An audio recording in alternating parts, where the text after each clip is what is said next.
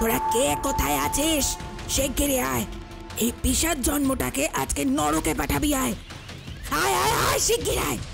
Better বড় বার বেড়েছে, বার ঘুচিয়ে দিবি। আয় আয়, তোরা সবাই কোথায় গেলি?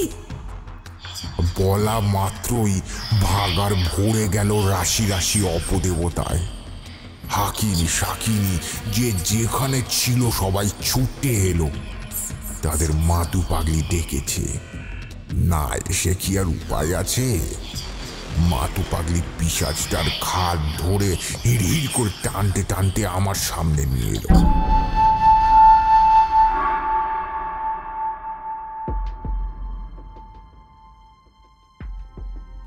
আপনি শুনছেন রাতের বৈঠকখানা। আমাদের সবসময় নিজেদের জীবনে কখনো না কখনো সংযম আনতে হয়, না হলে ষড়রিপুর প্রতিটি রিপুই আমাদের একে একে গ্রাস করে। কিন্তু লোভ নামক রিপুটির কি কোনো শেষ আছে? লোভের বর্ষবর্তী হয়ে মানুষ ঠিক কতটা পাপের অতলে তলিয়ে যেতে পারে? সেইখান থেকে কি কখনো ফিরে আসা সম্ভব?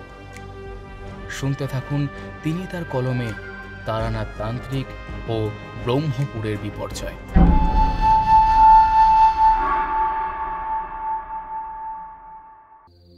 আষাঢ় মাসের সন্ধে। দুজনে এসে ঘাঁটি জমিয়েছি মঠ লেনের বসার ঘরে। আজ সোজা রথ। পাঁপড় ভাজা আর জিলিপি সহযোগে গল্প শুরুর প্রস্তুতি চলছে। কিশোরী বলল, আমাদের ছেলেবেলায় এই রথের দিনটা এলে সে এক কাণ্ড হতো। সারা বছর রথের দিকে কারোর নজরই থাকে না, কিন্তু রথটা যখন পথে নামে তখন তার দড়ি ধরে টানবার সে কি হিড়িক। ছোট বড় সবাই চায় একবার ওই দড়িতে হাত ছোঁয়াতে। তা তো চাইবেই হে। রথের দিন দড়ি ধরে টান দিতে পারলেই বা নিদেন পক্ষে দড়ি স্পর্শ করতে পারলেই লক্ষ লক্ষ পাপ ক্ষয় হয়ে যায় মানুষের। এমনই রথের দড়ির মাহাত্ম্য। তাই মানুষ অমন লাফালাফি করে। আসলে যুগটা তো কলি। জেনে হোক না জেনে হোক পাপের ঘোড়া পূর্ণ হচ্ছে সবারই। তাই এই সব সুযোগ এলে সেই ঘোড়াটাই একটু খালি করার সুবিধা খোঁজে সবাই। আজকের গল্প কি তবে রথের দড়িকে নিয়ে, বা দড়ি ধরে টান দিতে যাওয়া কোনো বিশেষ ব্যক্তিকে নিয়ে?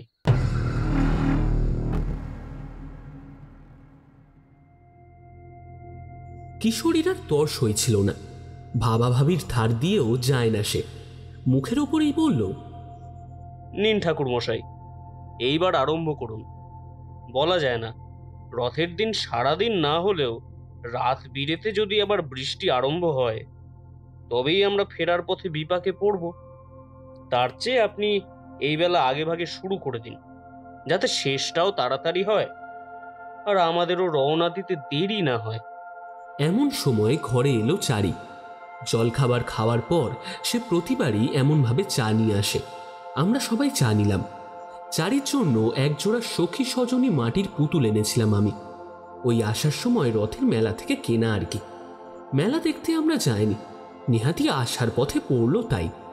পুতুল পেয়ে চারি বলল, ও মা, কি সুন্দর কাকা বাবু, আমার ভারী পছন্দ হয়েছে পুতুল দুটো, খুব সুন্দর। তারানাথ বলল, আমার চারি মায়ের থেকে বেশি সুন্দর নয়। তুমি যে কি বলো বাবা। বলে চারি লজ্জা পেয়ে বেনি দোলাতে দোলাতে ভেতরে চলে গেল। তারানাথ হাসলেন, বললেন, জানো, ঘরে সুখ সমৃদ্ধি সবকিছু বজায় থাকে যদি ঘরের মেয়ে বা বউ অর্থাৎ ঘরের লক্ষ্মীর মুখে এই হাসিটি থাকে। কিন্তু কখনো কখনো হিসেবে ভুল হয়ে যায়। আসলে জীবনে অনেক না পাওয়ার অভিঘাত অনেককেই বিপথে টেনে নিয়ে যায় তো। তাই যার শান্তি দেওয়ার কথা সেই অশান্তির কারণ হয়ে ওঠে। কথাটা যেন কিরকম লাগলো। গল্পের মোড় অন্যদিকে ঘুরে যাচ্ছে মনে হচ্ছে। আঁচ করেও কিছু বললাম না আমি। তারানাথ আমাদেরই আনা পাসিং শোয়ের প্যাকেট ছিঁড়ে বের করে দেশলায় জ্বালিয়ে ধরল। তারপর লম্বা লম্বা কয়েকটা টান দিল তাতে। আবহাওয়া অতি সুগম।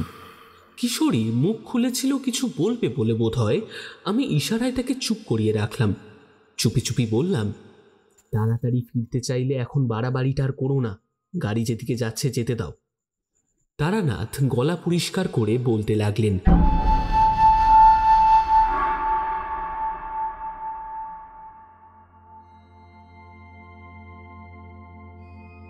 বছর ৩০-৩২ আগে হবে। সেই দিনটাও ছিল এমনই রথের দিন।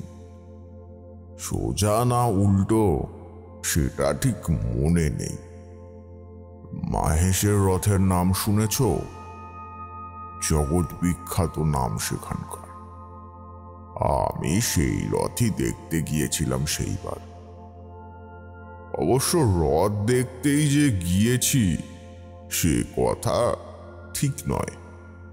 পথের নেশায় পথ চলেছি চিরকাল। চলতে চলতেই ওই দিকটা গিয়ে পড়েছিলাম হয়তো। তা যাই হোক, হুগলি জেলারই এক বর্ধিষ্ণু গ্রাম ব্রহ্মপুর। রথ দেখে সেই জায়গা ছেড়ে আমি চলতে শুরু করেছি। আষাঢ় মাসের বড় বেলা। দিনের আলো থাকে অনেকক্ষণ।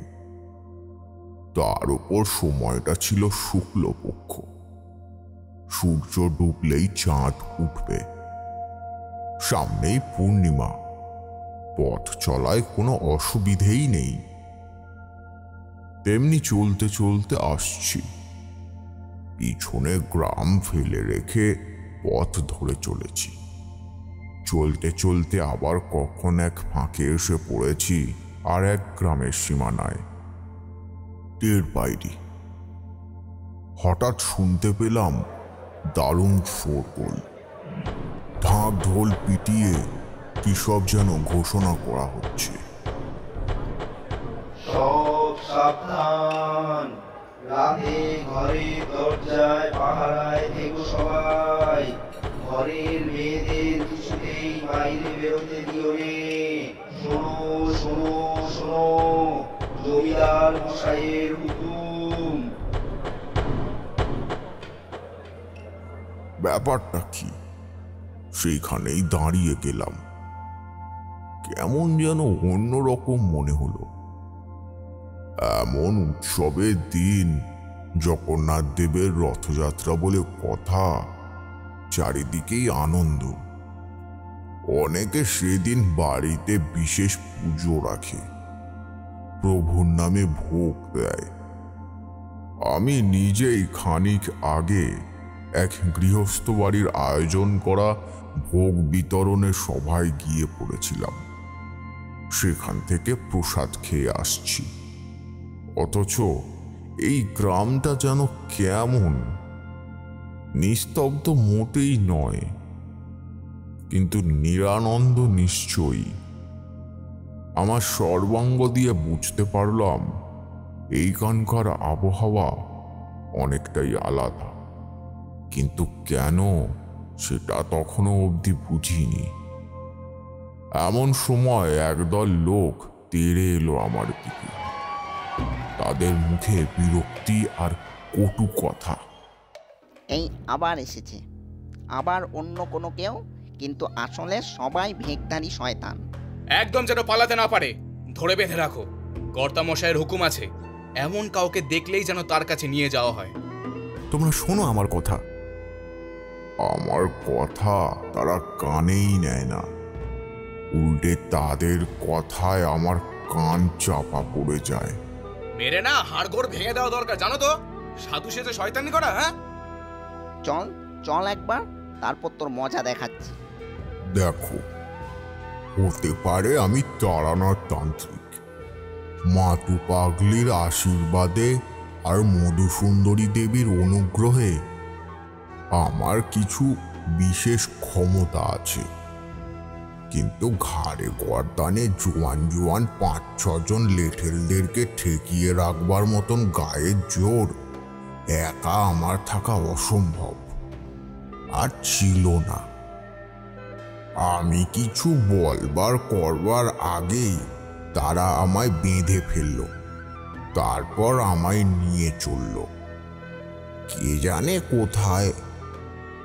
আমি যাই বলি তারা শোনে না, খালি আমায় শাসিয়ে যায়। এমন করতে করতে আমরা এসে পড়লাম এক বিরাট বাড়ির সিংহ দরজায়। দেখে বুঝলাম এ নিশ্চয়ই গ্রামের জমিদার বাড়ি। শাল কাঠের মস্ত দরজা, দরজার মাথার উপর ফলকে মুখোমুখি 2 সিংহ মূর্তি খোদাই করা।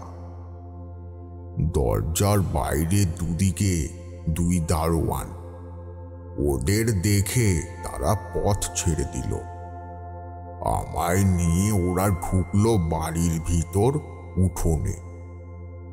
ততক্ষণে সন্ধ্যা হয়েছে। বাড়ির ভিতর কোনখান থেকে যেন ঘন্টার আওয়াজ শুনতে পেলাম। ধূপ ধুনোর গন্ধও আসছে নাকি, কিন্তু বাড়িটা যেন ঘুমিয়ে আছে। তেলের বাতি জ্বলছে চারিদিকে, কিন্তু তাতে কোনো মানুষ চোখে পড়ল না। এই, তোরা ওকে নজরে রাখ, আমি কর্তামশায়ের ঘরে খবর পাঠিয়ে আসছি। হ্যাঁ হ্যাঁ, যাও গিয়ে, আমরা এখানে রইলাম, চিন্তা করো না। তোমরা শোনো আমার কথা, আমি তো তোমাদের আগে কখনো দেখিনি, তোমরাও আমাকে দেখোনি, তাহলে আমার সঙ্গে শত্রুতা কিসের? আমি ব্রাহ্মণ, আমার গলায় পৈতে আছে, বিনা দোষে তোমরা আমায় বেঁধে কষ্ট দিচ্ছ। তোমাদের যদি পাপ লাগে তার দায় কিন্তু আমার নয়। দেখো, আমাদের ওইসব কথা বলে কোনো লাভ হবে না। সাধু সন্ন্যাসী, ঠাকুর, ব্রাহ্মণ আমরা অনেক দেখেছি, তাদের ভক্তি করেছি, সেবা করেছি, বিশ্বাস করেছি, কিন্তু আর করি না। আমরা বুঝে গেছি যত সাধুগিরি সব চাতুরি, আসলে ভিতরে ভিতরে সব বেটা শয়তান। আচ্ছা, মুশকিল হলো, এরা আমার কথা শুনেও শোনে না, বুঝেও বুঝতে চায় না, কিন্তু আমি ততক্ষণে অল্প অল্প বুঝতে পারছি।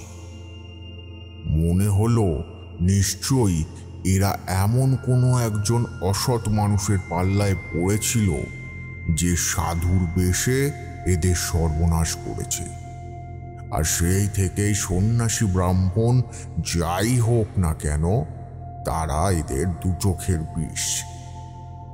আসেন আসেন কর্তা, কি কাণ্ডখানা হয়েছে একবার দেখেন।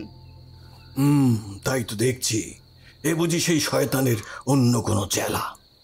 তাকে তো মেরে তাড়িয়েছি, ওটারও ক্ষমতা নেই বোধ হয়, তাই এই সাগরেদকে পাঠিয়েছে। একেও মেরে ওই হাড়গোড় ভেঙে দে তোরা। এদের মতো সব ভেকধারী শয়তানদের জন্যই সংসারে এমন অশান্তি লাগে।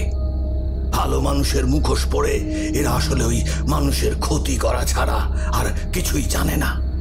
চুপ করুন, বুঝে বা না বুঝে যে কারণেই হোক না কেন অনেক কথা বলে ফেলেছেন, আর কথাগুলো অত্যন্তই নিন্দাজনক। বলে ধমকে উঠলাম আমি। তখনও আমি লেঠেলদের পাহারায়, তখনও আমার হাত পা বাঁধা, কিন্তু সেই অবস্থাতেই কথাটা বলতে হলো আমায়। যে লেঠেল কর্তাকে ডাকতে গিয়েছিল সে সঙ্গে করে কর্তাকে ধরে এনেছে। উঠোনে নেমেই আমায় দেখে কর্তা মন্তব্য করে ওইসব, কিন্তু তার কথার উপর যে এমন করে কেউ কথা বলে উঠবে তা বোধহয় কর্তা ভাবতে পারেনি। তাই সে একটু থতমত খেয়ে গিয়ে আমায় ভালো করে দেখতে লাগলো। মানুষটি বয়োজ্যেষ্ঠ, কিন্তু তবুও তার কথা বলার সময় আমার মধ্যে তার জন্য সম্মান উদ্রেক হয় না। জমিদার মানুষের চেহারা যেমন হয় উনিও তার ব্যতিক্রম নন। সে তো আমায় দেখছেই, আর আমিও তাকে দেখছি, তবে সাধারণ দৃষ্টি দিয়ে নয়। তারানাথ নারকেলের মালাতে ছাই ছাড়তে ছাড়তে আবার বললেন, দেখো, কিছু কিছু মানুষকে দেখে আমি তার জীবনে ঘটা আগে বা পরে যে কোনো সময় এমন কিছু ঘটনা দৃশ্য দেখতে পাই যা সাধারণের চোখে দেখা যায় না। এই কথা তোমরা জানো। কর্তাকে দেখার পরই আমার সেই অসাধারণ দৃষ্টি জেগে ওঠে, আর বুকের ভেতর বেজে ওঠে সেই বিপদের সংকেত জানানকারী ঘণ্টাটা। আমি স্পষ্ট দেখতে পেলাম কর্তার অতীত, বর্তমান ও ভবিষ্যৎ। আর সেই জন্যই স্থান কাল পাত্র ভুলে আমি গর্জে উঠেছিলাম। কিন্তু আপনি দেখলেনটা কি? রক্ত। কর্তার হাতে রক্ত দেখলাম।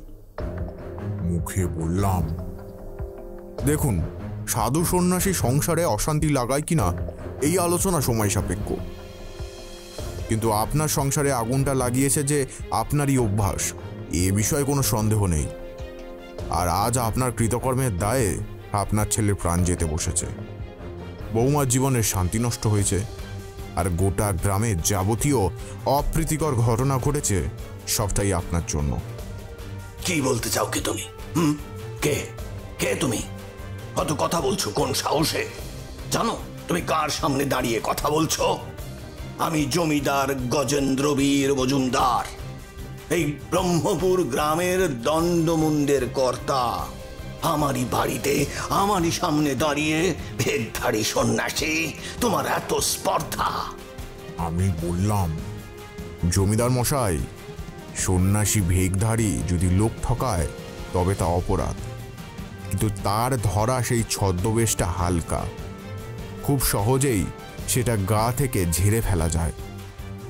কিন্তু আপনার কি হবে? আপনি যে মুখোশটা পরে আছেন, যে ছদ্মবেশটা নিয়েছেন নিজের বাসনা চরিতার্থ করার জন্য, সেই ছদ্মবেশ কি উপায়ে ঝেড়ে ফেলবেন? আপনার গোটা একটা জীবন চলে যাবে, হয়তো আরও অনেকগুলো জন্ম ধরেও আপনি আপনার করা পাপের প্রায়শ্চিত্ত করতে পারবেন না। ছি, এত লোভ আপনার! তুমি কিন্তু ক্রমশই আমার রাগ বাড়িয়ে দিচ্ছ। জানো জানো এক্ষুনি আমি তোমায় ওই গুম ঘরে পাঠিয়ে দিতে পারি। কিন্তু তাতে কি কোনো সুরাহা হবে? ঠিক এই সময় দারুণ হট্টগোল শুরু হলো সদর দরজার বাইরে। এতক্ষণে আমায় ঘিরে থাকা লেঠেলরা আর জমিদারেরা পাশে দাঁড়ানো সেই লেঠেলটারও বিস্ময়ের সীমা নেই। কর্তার মুখে তারা বোধহয় এর আগে এমন করে কাউকে কথা বলতে দেখেনি। আমরা জোরেই কথা বলছিলাম। সেই শব্দ শুনে বাড়ির ভিতর থেকে অনেক চাকর বাকর বাইরে এসে পড়েছে, কিন্তু তারা সম্ভবত আমার কথা শুনে আর সবচেয়ে বড় কথা আমায় দেখে নিজেদের কথা হারিয়ে ফেলেছে। আমি ভাবলাম কথাটা মিথ্যে নয়, এই জ্যোতিষীর মধ্যে এমন কিছু বিশেষ জিনিস আছে যা তার চেহারায়, চরিত্রে এবং স্বভাবে রয়েছে। তার দর্শন বা বচন আমাদের মতো সাদামাটা মানুষদের কিছুক্ষণের জন্য স্তব্ধ করে দিতেই পারে বটে। তারপর কি হলো? বলল কিশোরী। তারপর সেই হট্টগোলটাই গ্রাস করল সবটা। কর্তা হুঁশ ফিরে পেয়ে বললে, কি হয়েছে? হ্যাঁ, কি হয়েছে বাইরে? এই দেখ তো কি হয়েছে। কয়েকজন চাকর আর কয়েকজন লেঠেল তাড়াতাড়ি বাইরে চলে গেল। গোটা গ্রামের মানুষ উজাড় হয়ে এসেছে। তাদের বক্তব্য আমিও শুনলাম, কারণ জমিদার বাড়ির দরজার বাইরে তাদের ঠেকিয়ে রাখা যায়নি। লেঠেলদের চাকরদের কথা কানে না নিয়ে তারা সবাই জোর করে এসে ঢুকে পড়ল। ঠেলাঠেলিতে আমাদেরও সরে আসতে হলো ওখান থেকে। ব্যাপারটা বুঝলাম এই রকম, গ্রামবাসীরা এসেছে জমিদারের কাছে দরবার করতে। এক চাষি বাপ সম্ভবত। কথা আমাদের একটা ব্যবস্থা আপনারে করতেই হবে। এমন করে ঘরের লক্ষ্মীরা সব অকালে জমের ঘরে যাবে, আমরা মেনে নিতে পারবো না। আপনি এর একটা বিচার করেন, বিধান করেন। হ্যাঁ হ্যাঁ কর্তা, আপনি সারা আর আমরা এখন কার কাছে যাব বলুন তো? বলে আর একজন, তার সঙ্গে আরো একজনও বলে। এমনি করে সবাই সমস্বরে বলে ওঠে। কথা ওই একটাই, শুধু শব্দগুলোই আলাদা। তারা আর কোনো প্রবাদ বাক্য শুনতে নারাজ। হাতে গরম ব্যবস্থা না করলে এখানে মাটি আঁকড়ে পড়ে থাকবে, পরিষ্কার জানিয়ে দিয়েছে তারা। দেখো দেখো, আমি যে চেষ্টা করছি না তা তো নয়। আমি গুরুদেবকে নিজে আনতে গেছিলাম, গুরুদেব আশ্রমে নেই, তাই তিনি আসতে পারলেন না। এখন আমাদের ভাগ্য আমাদের বিপক্ষে। কি করব? গুরুদেব যদি আসতেন তবে। ওসব আমরা জানি না, আমাদের তবে কি হবে এইটা বলেন। গেল 7 রাতে 7টা মেয়ে চলে গেছে, আজ আবার এক রাত আসতে লেগেছে। আজও কারুর না কারুর ঘর খালি হবে। আমরা কি তবে এমনি করেই সর্বহারা হতে থাকবো? দেখো মোড়ল, সর্বহারা তুমি শুধু একা হচ্ছ না, আমার ঘরেও ভাঙন ধরেছে। আজ নয়তো কাল আমি অপুত্র শোক পেতে চলেছি। এটা তো তোমরা সকলে জানো। তবে আমায় দোষারোপ করছো কেন? তোমরা এসেছো আমার কাছে, তাই তো বলতে পারো আমি কার কাছে যাই? আর থাকতে পারলাম না, বললাম। জমিদার মশাই, আপনাকে একটা কথা বলি। যখন সময় আসে তখনই মানুষের জীবন ভাঙে, আবার সময় এলেই গড়ে ওঠে। সবটাই হয় ভগবানের ইচ্ছায়, কিন্তু এরই মধ্যে মানুষের অদম্য উচ্চাকাঙ্ক্ষা জন্ম দেয় লোভের, আর তাতেই ঘটে যত কাল। কথাতেই আছে না, অতি লোভে তাঁতি নষ্ট। আপনারও তাই হয়েছে। যে আপনাকে তুলে এনে নিজের পরিচয়ে পরিচিত করালো সমাজে, বড় মানুষ বলে জায়গা পেলেন যার দয়ায়, আপনি কিনা তাকেই। চুপ করো, একদম চুপ, কোনো কথা বলবে না। বেশ, আমি বলবো না, কিন্তু এখনই আপনি ভিতরে চলুন, আর আমাকেও আপনার সঙ্গে যাওয়ার উপায় করে দিন। কারণ এমন কিছু কথা আমার আপনার সঙ্গে বলা দরকার, যে কথাগুলো 5 কান হওয়া উচিত নয়। আমার এই কথাটায় জমিদার যেন কেমন বিহ্বল হয়ে পড়ল। বলল, আচ্ছা তাই হোক। ওরে, তোরা ওকে খুলে দে। কর্তার হুকুম পেয়ে 2 জন লেঠেল তাড়াতাড়ি আমার বাঁধন খুলে দিল। চাষি দল ক্ষেপে উঠেছে ততক্ষণে। তারা এই সব কারসাজি কিছুই বোঝে না। তারা চায় একটা পাকাপোক্ত ব্যবস্থা হোক, নিরাপত্তা চায় তারা। আমাদের 2 জনকে ভেতরে যেতে দেখে তারা মরিয়া হয়ে বলল, এই সব কি হচ্ছে? আপনি এখন চলে যাবেন কর্তামশাই? আমাদের কোনো কথাই কি আপনি শুনবেন না? আমরা কি তবে এমন করেই এখানে বসে থাকবো? কর্তা কিছু বলার আগেই আমি বললাম, তোমরা কিছুক্ষণ অপেক্ষা করো, আমি তোমাদের বিপদ কাটানোর ব্যবস্থা করতেই যাচ্ছি। আপনি কে? আপনাকে তো আর আমরা চিনি নে। কি করবেন আপনি? আপনি জানেন আমাদের কি কি ক্ষতি হয়েছে, আমাদের বিপদ কেমনতর? জানি আমায় তোমরা চেনো না, আমিও তোমাদের চিনি না, কিন্তু তবু বলছি, তোমাদের বিপদ কাটানোর ব্যবস্থা আমিই করব। এখন আমাদের ভিতরে যেতে দাও। এই, তোমরা সবাই বাইরেই থাকো। পিছনের উঠোনে মানুষের মেলা ফেলে রেখে দাওয়ায় উঠলাম আমরা। তারপর দাওয়া পেরিয়ে ভিতর দিককার একটা ছোট ঘরে ভিতরে এসে ঢুকলাম 2 জনে। ঘরের এক কোণে টিপয়ের উপর লণ্ঠন জ্বলছে।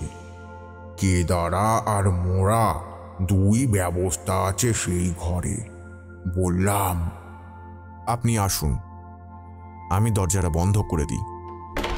কর্তামশাই কেদারায় বসলেন, আর আমি তার সামনে একটা মোড়া টেনে নিয়ে বসলাম। আমি কিছু বলার আগেই জমিদার বাবু বললেন, এবার বলো তো, হ্যাঁ তুমি কি বলছিলে?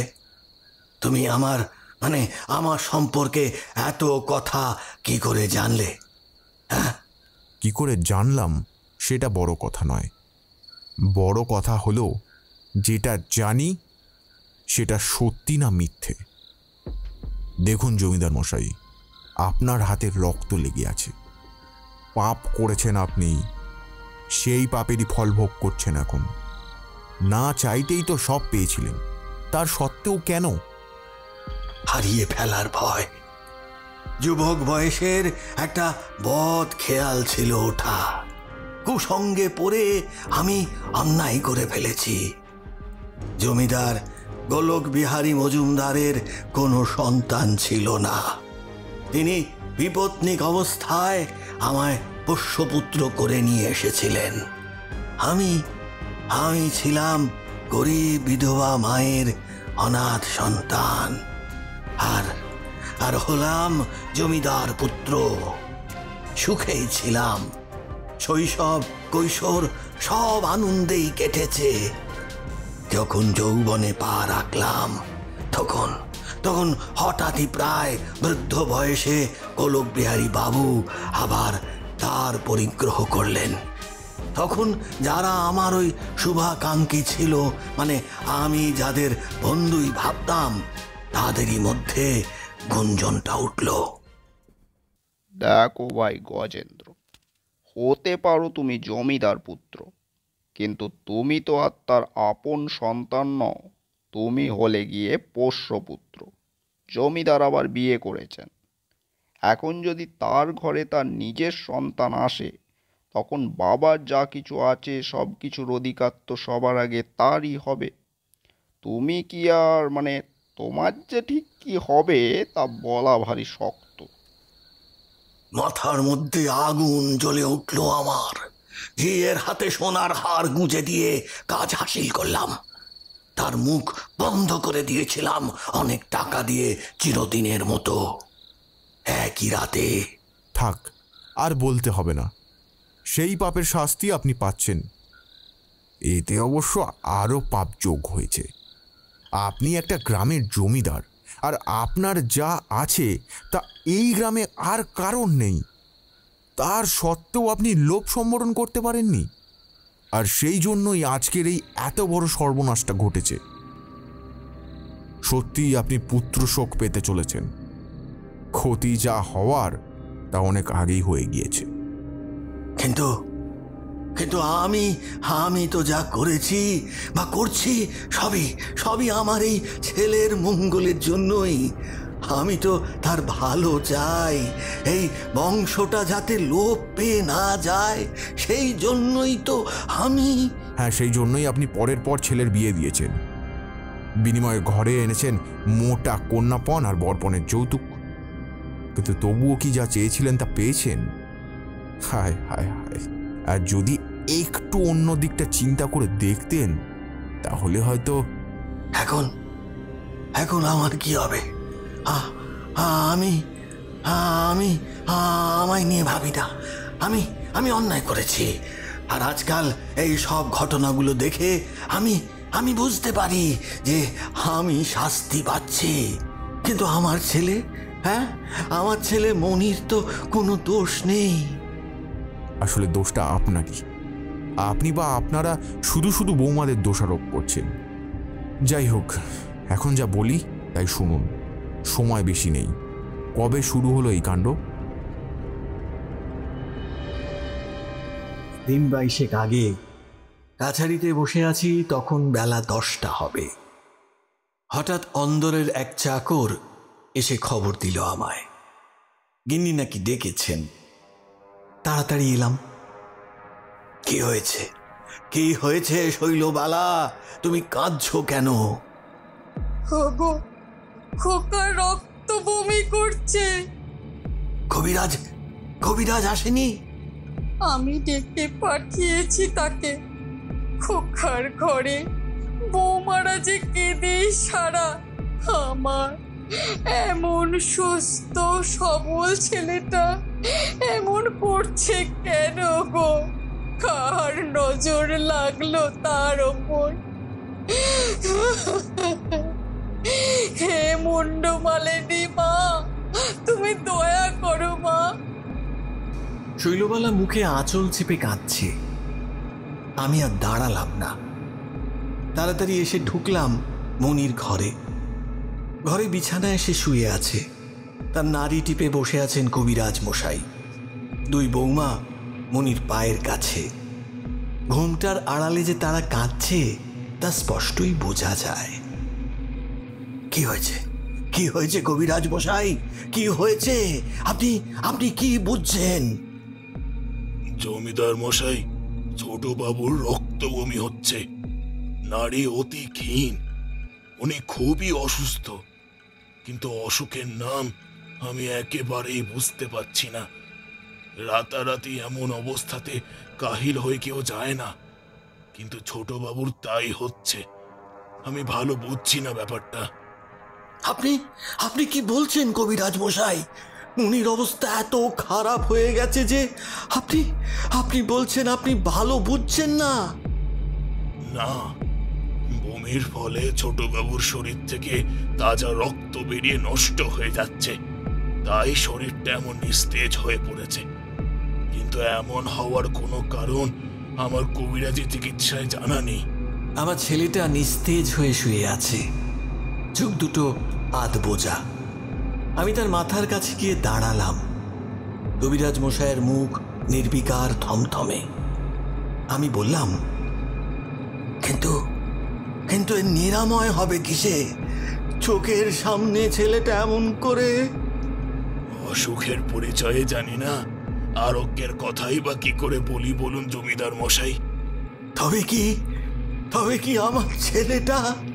দোহাই দোহাই বাবা, ও কথা বলবেন না বাবা, আমরা যে আর শুনতে পারি না, বলে উঠলেন আমার বৌমারা। আমি আর বেশিক্ষণ ওখানে থাকতে পারলাম না, বেরিয়ে এলাম ঘর ছেড়ে। কাছারিতেও গেলাম না আর। দিনটা ওইভাবেই কাটল।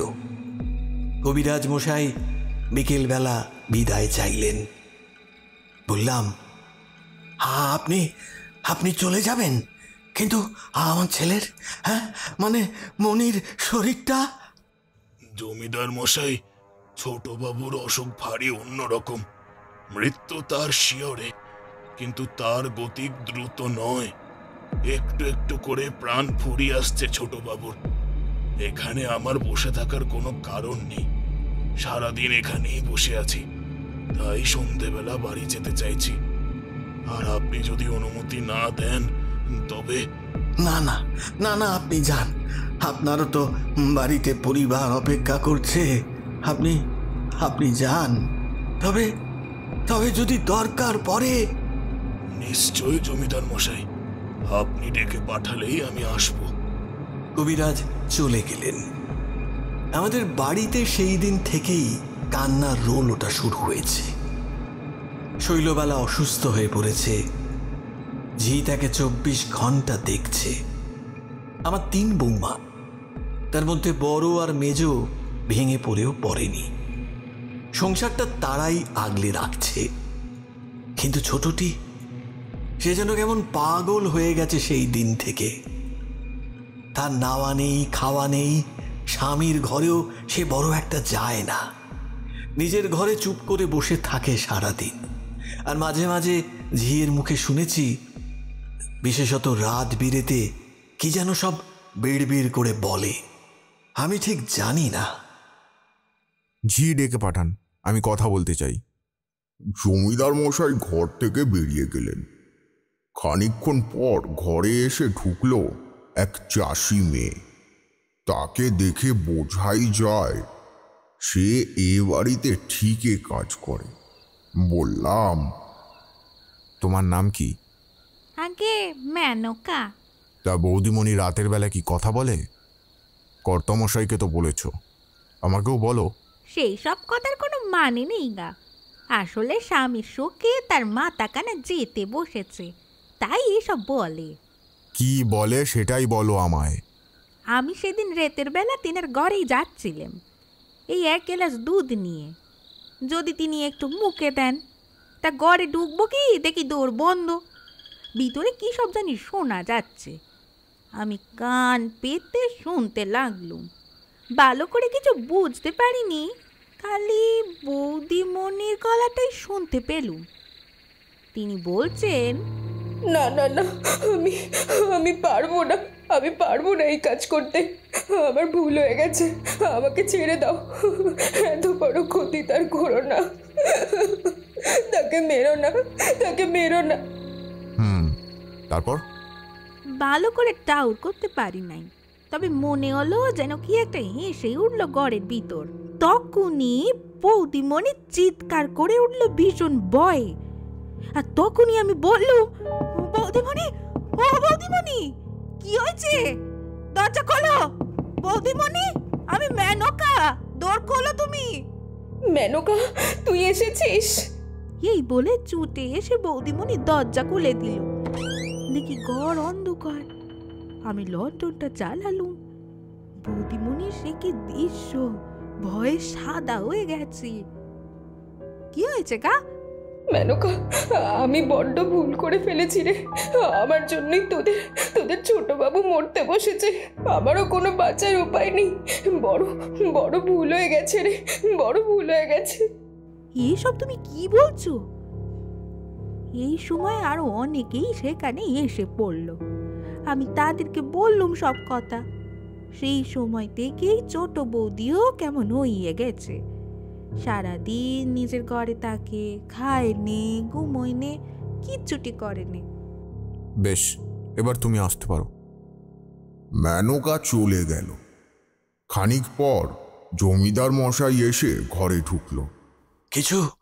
কিছু বুঝলেন? আমার সম্মান দেখিয়ে আপনি আজ্ঞে করতে শুরু করেছেন এবার গজেন্দ্র বীর মজুমদার। আমি বললাম, হ্যাঁ বুঝেছি। ওদিকে তো বাইরে কান পাতা যাচ্ছে না। গ্রামবাসীদের একটাই দাবি, তারা নিরাপত্তা চায়। আমি বললাম, আপনাদের অতিথিশালা আছে তো? হ্যাঁ আছে আছে।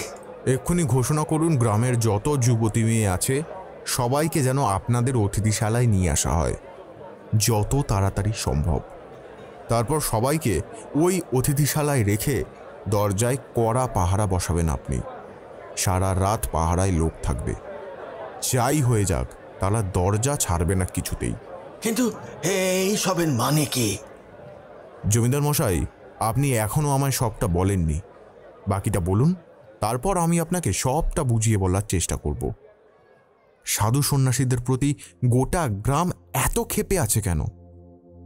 লক্ষ্য করলাম কর্তার মুখে আবারও ক্রোধ ফুটে উঠল। গজেন্দ্র বীর মজুমদার বললেন, মাসখানেক আগে এক প্রৌঢ় সন্ন্যাসী গ্রামে আসে। আমাদের গ্রামে এক জাগ্রত মন্দির আছে। গোলক বিহারী প্রতিষ্ঠা করেছিলেন ওই মন্দিরের। মা মুন্ডমালিনীর মন্দির সেটি। তা হঠাৎ শোনা গেল ওই মন্দিরেরই পাশে শিমুল গাছের তলায় নাকি এক সন্ন্যাসী থানা গেড়ে বসেছে। গ্রামের মেয়ে বউরা সন্ন্যাসী ঠাকুরের ওপর ভরসা করেও ফেলেছে। অল্প সময়ের মধ্যেই অনেক সুরাহাও নাকি হয়েছে অনেক বিপদে। এমন জনশ্রুতি রটেও গেল গ্রামে। আমার গিন্নি আমায় বললেন, বলি ওগো, গ্রামে এমন একজন সাধু এসেছে। তুমি হলে গিয়ে এই গ্রামের মাথা। তুমি তেনাকে আমাদের বাড়িতে নিয়ে এসে রাখো না কেন? সাধুজি অমন গাছের তলায় রয়েছে, তাকে দেখতে ভালো লাগে। আমাদেরও তো সংসারে নিশ্চয়ই কিছু খুঁত আছে। না হলে তিনবার ছেলের বিয়ে দেওয়া হলো, তবুও একখানা নাতি এলো না। সাধু সন্তের পায়ের ধুলো পড়লে পায়ে পায়ে বাড়ির মঙ্গল হবে গো। আমি গিন্নির কথা রাখলাম, নিজে গিয়ে সেই সাধুকে বাড়িতে নিয়ে এলাম। অতিথিশালায় ছিলেন তিনি, নাম কিঙ্কর নাথ। তার যে কোন বিদ্যার সিদ্ধি তা কেউ জানল না,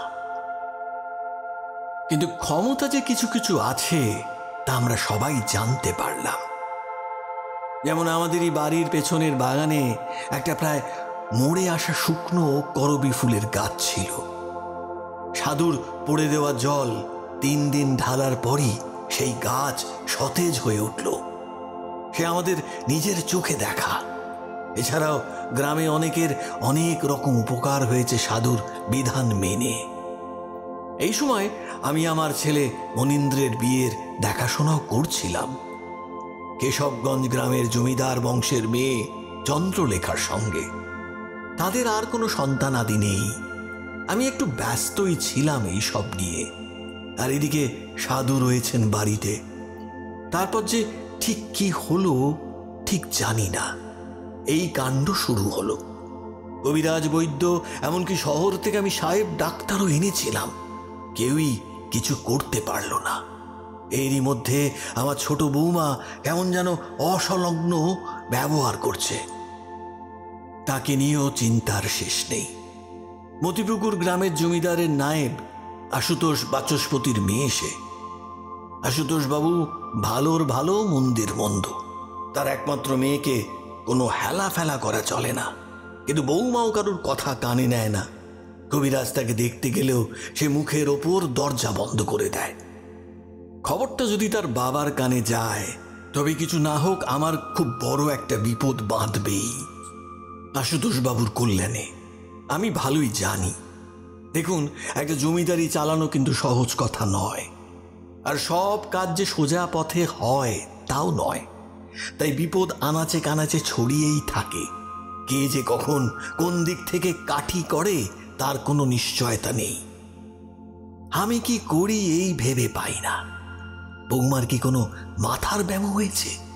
নায়েব মশাই সেই চিকিৎসকের সন্ধান করতে লাগলেন। বুঝতেই পারছেন তখন কি অবস্থা। রাতে ভালো ঘুম হয় না, তবু বালিশে মাথা রেখে শুয়ে থাকা। এমনই শুয়ে আছি, হঠাৎ আজ থেকে ঠিক 9 দিন আগে মাঝ রাতে দরজায় ঘা পড়ল।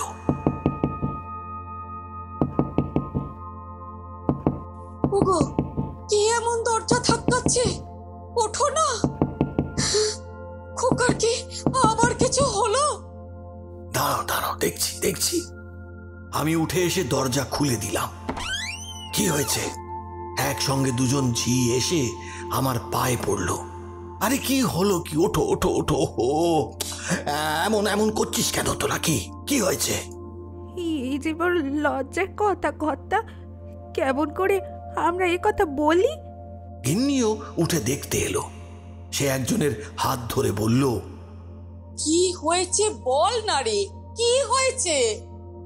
মা, আপনারা এক্ষুনি অতিথিশালায় চলেন, সেখানে গেলেই দেখতে পারবেন কি হয়েছে। অতিথিশালা? সেখানে তো সাধু রয়েছে, সেখানে আবার কি হলো? ওখানে কি আবার কোনো বিপদ আপদ হলো নাকি? হ্যাঁ, চলো চলো তো দেখি কি হয়েছে। হ্যাঁ, কে রে? কে কোথায় আছিস রে? আলো আলো নিয়ে আয়, আলো নিয়ে আয়। হাঁক দিয়ে আমি চলতে লাগলাম। আমার সঙ্গে আমার গিন্নি আর সেই দুটো ঝি। আমার গলা শুনে তক্ষুনি সবাই ছুটে এসেছে আলো নিয়ে। আমরা সবাই অতিথিশালার সামনে এসে দেখি অতিথিশালার দরজা খোলা। দরজা ঠেলে ভেতরে ঢুকে যাই আমি আর শৈলবালা। আপনাকে কি বলবো, সে যা দৃশ্য দেখলাম আমি নিজের মুখে বলতে পারবো না। আমার গিন্নি সেইখানেই জ্ঞান হারালেন। আমি ওখানে দাঁড়িয়েই হুকুম দিলাম, এই নরকের কীটটাকে মেরে হাত পা ভেঙে ওকে গ্রামের বাইরে ফেলে দিয়ে আসবি। হ্যাঁ, রাত শেষ হওয়ার আগেই। জি আজ্ঞা কর্তামশাই। বলে আমার সব লেঠেলরা ব্যস্ত হয়ে পড়ল। আমি সেখান থেকে সরে এলাম। সে রাতটা যে কিভাবে কেটেছে তা আমি ভাবতেও পারি না। পরদিন সকালে রটে গেল কথাটা। আমি সেদিন আর ঘর ছেড়ে বেরোলাম না। গিন্নি অসুস্থ হয়ে পড়েছে ভারী, তার চিকিৎসা চলছে। আর ছোট বৌমা তো তার ঘরের দরজা খুলছেই না। এবার আমার অন্য চিন্তা হলো, ভালো মন্দ কিছু একটা করে ফেলে যদি, সেই দায় তো এসে পড়বে আমাদের ঘাড়ের ওপর। কিন্তু রুচি হলো না যে তাকে সাদাসাদি করতে পাঠাবো কাউকে। সেই দিন ফুরিয়ে রাত এলো, আর সেই রাত পোহাতেই সকাল। আর সেই সকালেই গ্রামে প্রথম শোরগোল উঠল। কুমুদ চাষির মেজ মেয়ে নিখোঁজ। খুঁজতে খুঁজতে গ্রামবাসীরা তার শুষ্ক রক্তহীন মৃতদেহটা আবিষ্কার করেছে গ্রামের বাইরে পরিত্যক্ত সেই মাঠটা থেকে, যে মাঠে একদিন আগেই আমাদেরই বাড়ির লেঠেলরা মারতে মারতে প্রায় আধমরা করে ফেলা সেই সাধু সেজে থাকা শয়তানটাকে ফেলে দিয়ে এসেছে। আসলে জায়গাটা একটা ভাগাড়। বহুদিন থেকেই ওখানে ওই মরা আধমরা পশুদের ফেলে দিয়ে আসা হয়। কিন্তু মেয়েটা যে কেমন করে ওখানে গেল তার কোনো কিনারা হলো না। সেই থেকে প্রতি রাতেই কারোর না কারোর ঘর থেকে মেয়ে নিখোঁজ হচ্ছে। আর পরদিন তাদেরই মৃতদেহ পাওয়া যাচ্ছে ওই ভাগাড় থেকে। তাহলে বুঝে দেখুন আমাদের সকলের মনের অবস্থা কেমন। কবিরাজ বলছে আমার ছেলের শরীরে দারুণ অসুখ, কিন্তু সেই অসুখের কোনো নাম নাকি নেই। 29 বছরের ছেলেটা আমার, এক রাতের মধ্যে সে কেমন করে এমন মূর্ছ হয়ে উঠল আমরা ধারণায় আনতে পারছি না কেউ। তার কারণ কি? গায়ের ফর্সা রং পাথর চাপা সবুজ পাতার মতো ফ্যাকাশে সাদা হয়ে গেছে। সেই শুরু, সেই থেকে দিনে দিনে একটু একটু করে সে জীবন্ত থেকে মৃত হতে শুরু করেছে। হ্যাঁ, নিঃশ্বাস পড়ছে, কিন্তু সারা শরীর অসাড়। খাওয়ালেও কিছু খায় না, পাশ ফিরে পর্যন্ত শুতে পারে না, এতটাই দুর্বল সে। সুস্থ সবল শরীরটা ক্রমশ ভেঙে পড়ছে তার। দেহের হাড়গোড় স্পষ্ট হয়ে উঠছে চামড়ার আড়ালে। বাপ হয়ে এই দৃশ্য দেখা যে কি দুর্ভাগ্যের, কি অসহ্য জ্বালার, কি সাংঘাতিক যন্ত্রণার, তার আমি বেশি কি বলবো। মনির চোখের দৃষ্টি চোখে দেখা যায় না। উজ্জ্বল তারা দুটো ম্লান হয়ে পড়ছে প্রতি মুহূর্তে অল্প অল্প করে। সুন্দর হাসি মুখ সদানন্দ ছেলেটা আমার কার যে কুনজরে ক্ষয়ে যেতে বসেছে। গোটা গ্রামে তো ঢিড়ি পড়ে গেছে। কানাঘুষো গ্রামবাসীরা আমারই কর্তব্য দীর্ঘতা নিয়ে প্রশ্ন তুলে কানাকানি করছে। আমার হাত পা বাঁধা, যতটা করা যায় করছি, কিন্তু তাদের মুখ বন্ধ করা যায় না। আমি সে চেষ্টাও করিনি। সত্যি কথাই তো বলছে তারা, তাদের ঘরেও তো ক্ষতি হচ্ছে, একের পর এক ক্ষতি হয়ে চলেছে প্রতি রাতে। তাদেরও তো আক্ষেপ কম নয়। সেই আক্ষেপ থেকে বলছে তারা। আমি আর কি করি, অবশেষে ঢেড়া পিটিয়ে ঘোষণা করে দিয়েছি, যে যার মতো সাবধানে থাকুক। জানি না তাতেও কিছু লাভ হবে কিনা। বন্ধ ঘরের দরজা খুলে যখন সর্বনাশ বাইরে থেকেই বাইরে ডেকে নিয়ে যাচ্ছে তাদের, তখন ওই দরজাটার উপর কি আর ভরসা করা যায়? জানি না। আমার গিন্নি অসুস্থ, বৌমাদের কথা তো ছেড়েই দিচ্ছি। ছোট বৌমা সেই দিন থেকে নিজেকে ঘর বন্ধ করেছে, এখনো পর্যন্ত তার সেই দশা চলছে। আমি অনেক কষ্টে এইসব খবর চেপে রেখেছি এই গ্রামের মধ্যে। চারিদিকে শত্রু। এক জমিদারের পারিবারিক কেচ্ছা যদি আর 5 জন জমিদারের কাছারিতে গিয়ে পৌঁছায়, তবে মান সম্মান বলে আর কিছুই থাকে না। আমি জানি এভাবে বেশি দিন চলবে না, তবু যতদিন চালানো যায়। আমি গুরুদেবের কাছে গেছিলাম, তার আশ্রমে, কিন্তু তিনি নেই সেখানে। আশা ছিল তিনি এসে আমাকে এইসব অপার্থিব বিপদ থেকে রক্ষা করবেন, কিন্তু কপালে বোধহয় তা নেই। জীবনে এই প্রথম এমন বিষণ্ণ হয়ে পড়েছি আমি।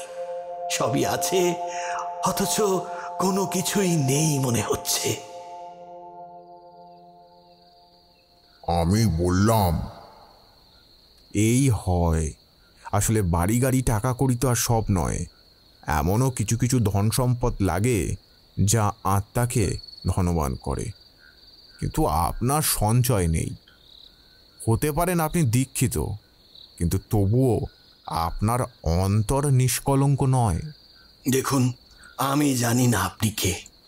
আপনার এইসব বেশভূষা দেখে প্রথমে আমার রাগ হয়েছিল, কিন্তু তারপর ধীরে ধীরে সব শুনে আমার মনে হচ্ছে আপনি তেমন কেউ নন যেমন আমরা ভাবছি। হ্যাঁ, আপনি আপনি কে? নিজের মুখে বলুন।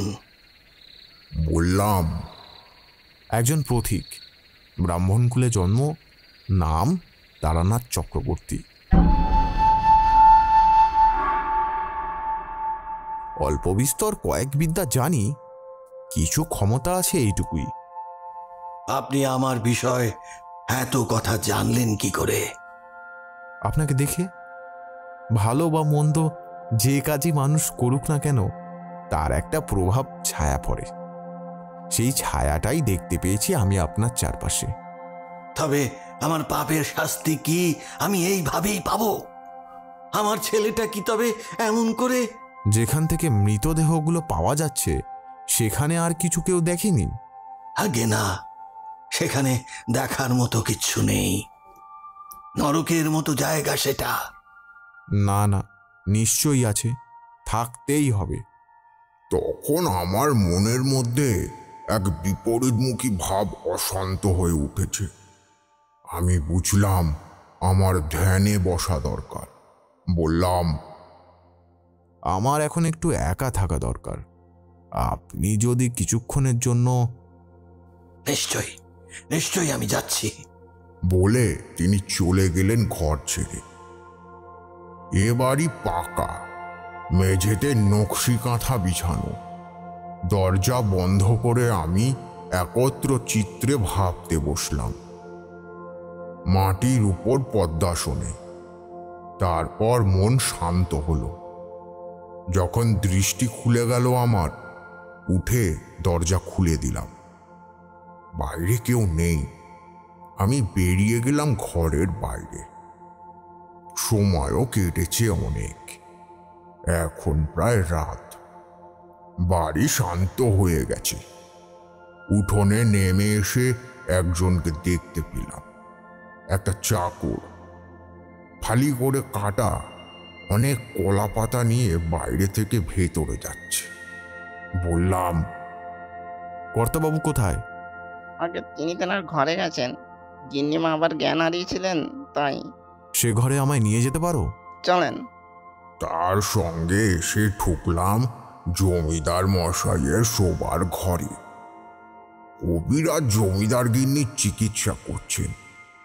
ঘরে বিশেষ লোকজন নেই। জমিদার মশাইকে সোজা গিয়ে বললাম, আপনাদের যা বিপদ ঘটেছে তা কাটানো খুবই শক্ত, কিন্তু অসম্ভব নয়।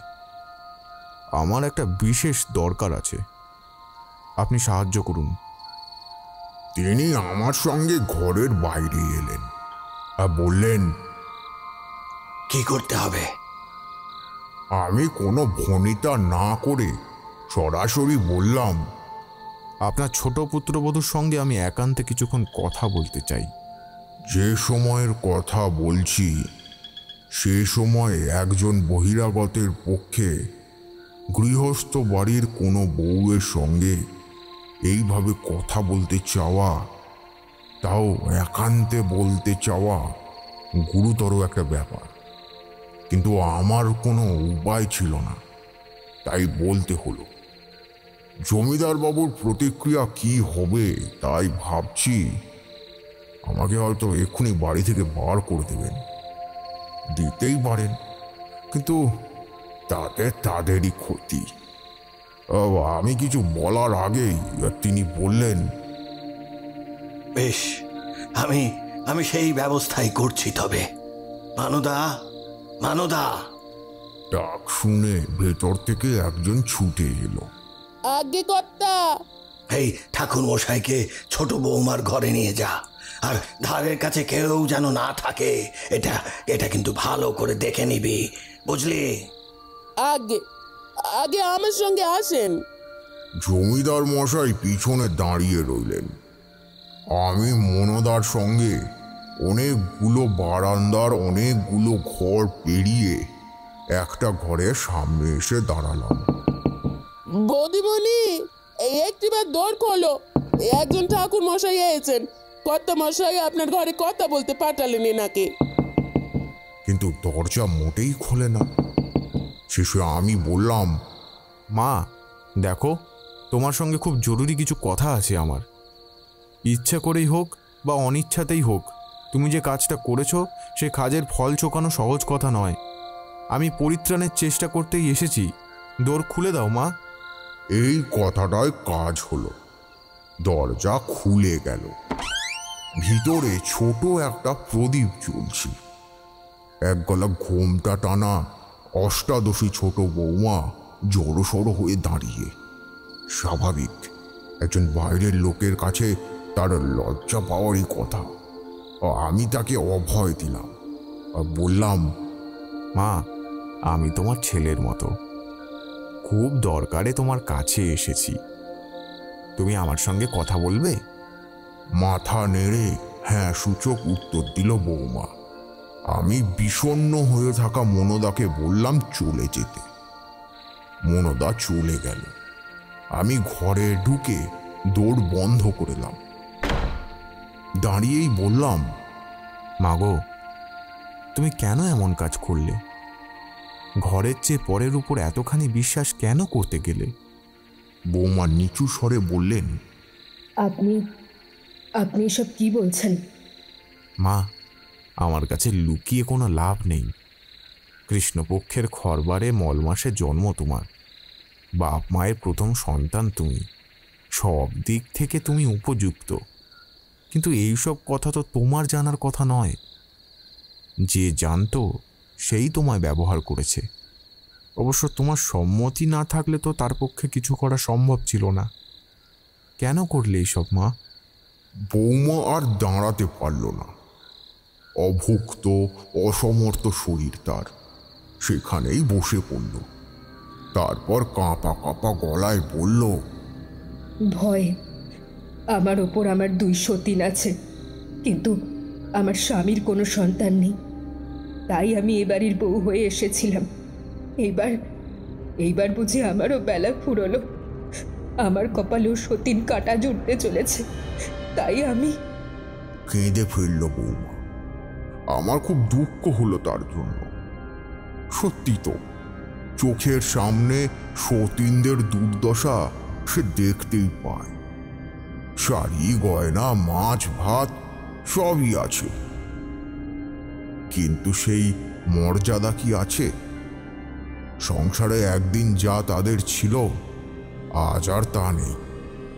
আর এই বৌমারও জীবন থেকে তা যেতে বসেছিল। তাই সে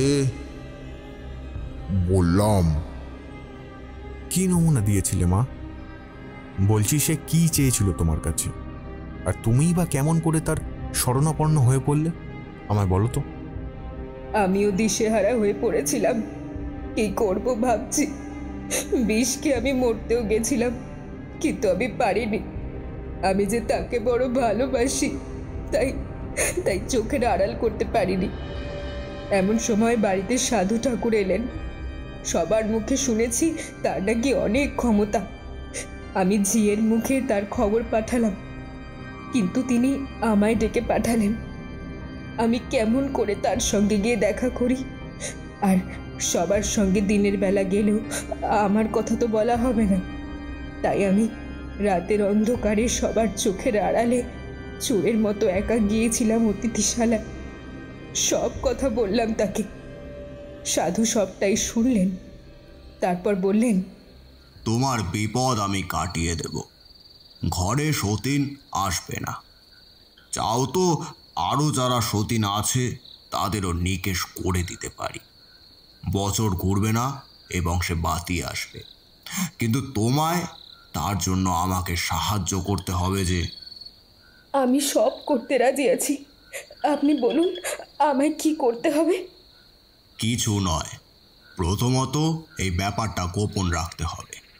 কারোর কাছে প্রকাশ করা চলবে না। আমি কিছু ওষুধ দেব তোমায়, বাসি মুখে বাসি কাপড়ে। এই ওষুধগুলো গিলে খেয়ে নিতে হবে।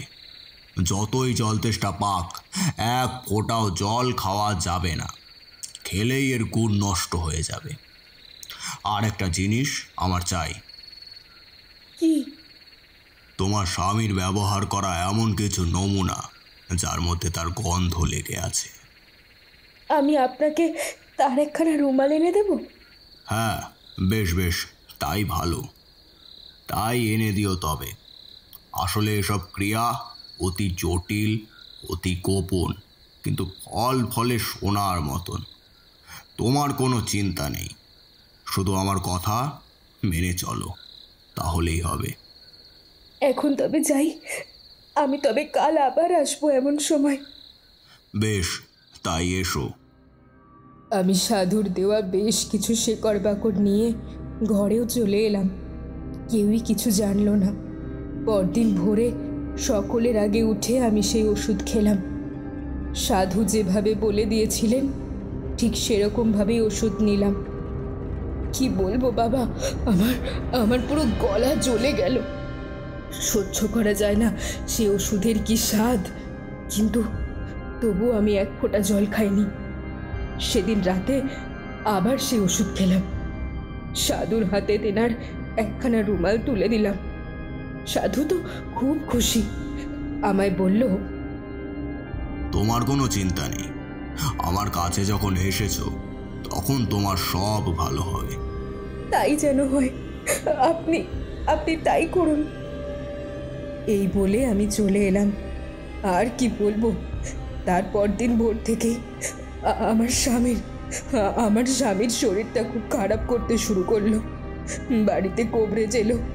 বাড়ির সবাই চিন্তা করছে, কান্নাকাটি করছে, কিন্তু আমি তখন ভাবছি এমনটা কেন হলো, কেন এমনটা হলো? এর জন্য কি আমি দায়ী?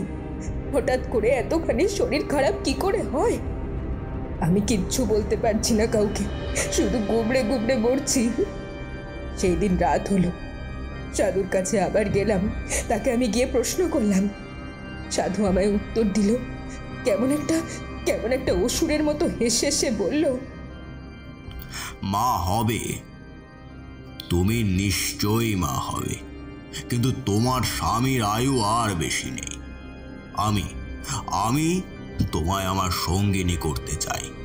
চলো চলো আমার সঙ্গে, চলো আমার সঙ্গে, এখান থেকে চলো চলো।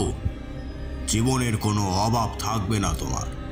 তবে আমার কেবল একজন সর্বগুণ সম্পন্ন সন্তান চাই। এতদিন অনেক ঘুরেছি, কিন্তু লক্ষণ বিচার অনুযায়ী যথার্থ কাউকে পাইনি। সেই যথার্থ পাত্রী হলে তুমি। আমার মাথায় তখন আকাশ ভেঙে পড়ল। আমি বললাম, এ কি বলছেন আপনি? ছি ছি ছি ছি ছি, আমি যে আপনি এত বড় নীচ, এত বড় ক্ষতি করেছেন আমার। ঈশ্বর, আমি কি করেছি? আমি এক্ষুনি আমার বাবাকে ডেকে এনে সব বলে দেব, তারপর আপনাকে। তাই ডাকো দেখি, বলো দেখি সব। তারপর কি হবে জানো তো? তোমার কথা তো কেউ বিশ্বাস করবেই না। উল্টে আমি তাদের বলবো তুমি ব্যয় বিচারিনি। রাতের অন্ধকারে এক পরপুরুষের কাছে কোন গৃহস্থ বাড়ির বউ আসে? তুমি এসেছ, আর তোমার স্বামীর অক্ষমতায় বিরক্ত হয়েই এসেছ। আমায় সবাই কি চোখে দেখে তা তো জানোই। আমার কথার কতখানি কাজ এবার সেটা তুমি জানতে পারবে। আমি ভেবে দেখলাম কথাটা সত্যি। এমনি এ বাড়িতে আমার দিন ফুরিয়ে এসেছে, তার উপর আবার আমার স্বামীর এই আকস্মিক অসুস্থতার কারণ কেউ খুঁজে পাচ্ছে না। এখানে এই সাধু যদি এসব কথা বলে, আর রাত দুপুরে সকলে এসে যদি আমাকে এখানে সবাই দেখে, তবে সাধু যা বলছে তাই হবে। আমি হাত জোর করে মিনতি করলাম, বললাম, দেখুন, আমি আপনাকে আমার গুরুজনের মতো সম্মান করেছি, ভরসা করেছি, নিজের কত গোপন কথা বলেছি, আর আপনি আমার এত বড় ক্ষতি করবেন? আমায় দয়া করুন, আপনি আমার স্বামীকে সুস্থ করে দিন। আপনার অনেক ক্ষমতা আমি বুঝতে পেরেছি, কিন্তু আমার এত বড় ক্ষতিটা করবেন না। আমার এই কথাটা রাখুন, দয়া করুন আমার। কিন্তু আমার চোখের জলে কোনো কাজ হলো না। সে আমার দিকে শয়তানের মতো এগিয়ে আসছে। আমি আর থাকতে পারলাম না। আমি সেখান থেকে তাড়াতাড়ি উঠে ছুটে পালিয়ে এলাম ঘরে। পিছনে শুনলাম সে হাসতে হাসতে বলছে, পালিয়ে গিয়েও কোনো লাভ হবে না, তোমার রক্তে আমার চাহিদা মিশিয়ে দিয়েছি, আমার কাছে তোমায় আসতেই হবে। আর তাই হলো বাবা। পরদিন থেকে মাঝরাতের একটা বিশেষ সময় আমি আর ঘরে টিকতে পারি না। তখন আমার মধ্যে আমি যেন আর থাকি না, কি কি কি যেন একটা টানে আমায়। দরজা খুলে ছুটে যাই ওই অতিথিশালায়। সাধু সাধু হিংস্র হয়ে ওঠে। আর তখনই আমি সম্বিত ফিরে পাই। কোনো মতে তার হাত ছাড়িয়ে আমি নিজেকে বাঁচিয়ে পালিয়ে এসেছি অনেকবার, কিন্তু শেষে একদিন আর পারিনি। তখন চিৎকার করেছি। বাড়ির ঝি চাকরদের ঘুম ভেঙে গেছে। তারপর তারা আমায়।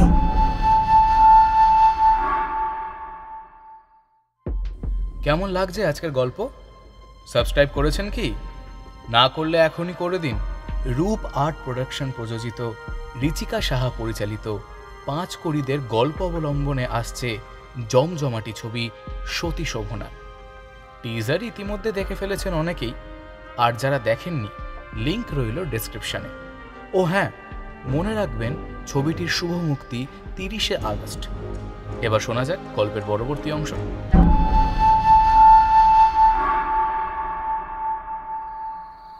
কেঁদো না মা, সে আসে না। তার বাসনায় এসে ভয় দেখায় তোমায়। তারও তো কিছু শক্তি আছে। ভুল মানুষ মাত্রই হয়। তোমার তো কোনো দোষ নেই, সব দোষ সেই শয়তানটারই। আমার বুঝি আর কোনো উপায় নেই গলায় দড়ি দেওয়া ছাড়া? না না, সে কি কথা! আত্মহত্যা মহাপাপ, নরকে গমন হয় মা। এ কথা মনেও এনো না।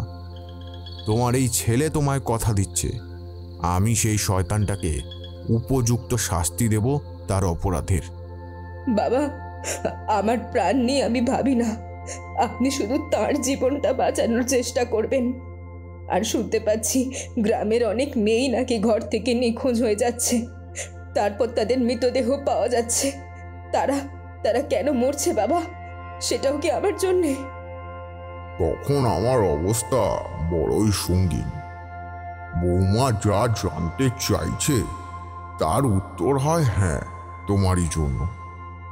সেই শয়তান লুলুকটা শত চেষ্টা করেও তোমায় না পেয়ে এবার নির্বিচারে নারী সংগ্রহ করে চলেছে। আসলে ততক্ষণে আমি বুঝতে পেরেছি এইসব কাণ্ড কিসে হচ্ছে আর কে করছে। এ কাজ যে করছে তারও বেশি দেরি করার উপায় নেই। সময় অতিক্রম হওয়ার আগে উত্তরস্বরীর জন্মও তাদের দিতেই হবে, নয়তো নরকের বীজ নিজেরই শরীরে শুকিয়ে জ্বলে যায় তার নিজেরই সত্তা। মানে এইসব কি বলছেন আপনি? বলল কিশোরী। না, সে আদতে কোনো সাধু নয়, কোনো মানুষও নয়। সে পিশাচ। সে পিশাচ শ্রেণীর এক নিম্নস্থানীয় পিশাচ, কায়াকাঙ্ক্ষী পিশাচ। পৃথিবীতে এমন কিছু কিছু সময় আসে যাতে ভালো হয় আবার মন্দও হয়।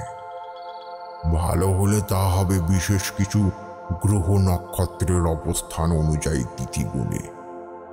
এই যে ত্রিসন্ধ্যায় আহার করতে নেই, শাস্ত্রীয় নিষেধাজ্ঞা আছে, এখানেও সেই সময় গুরুত্বপূর্ণ।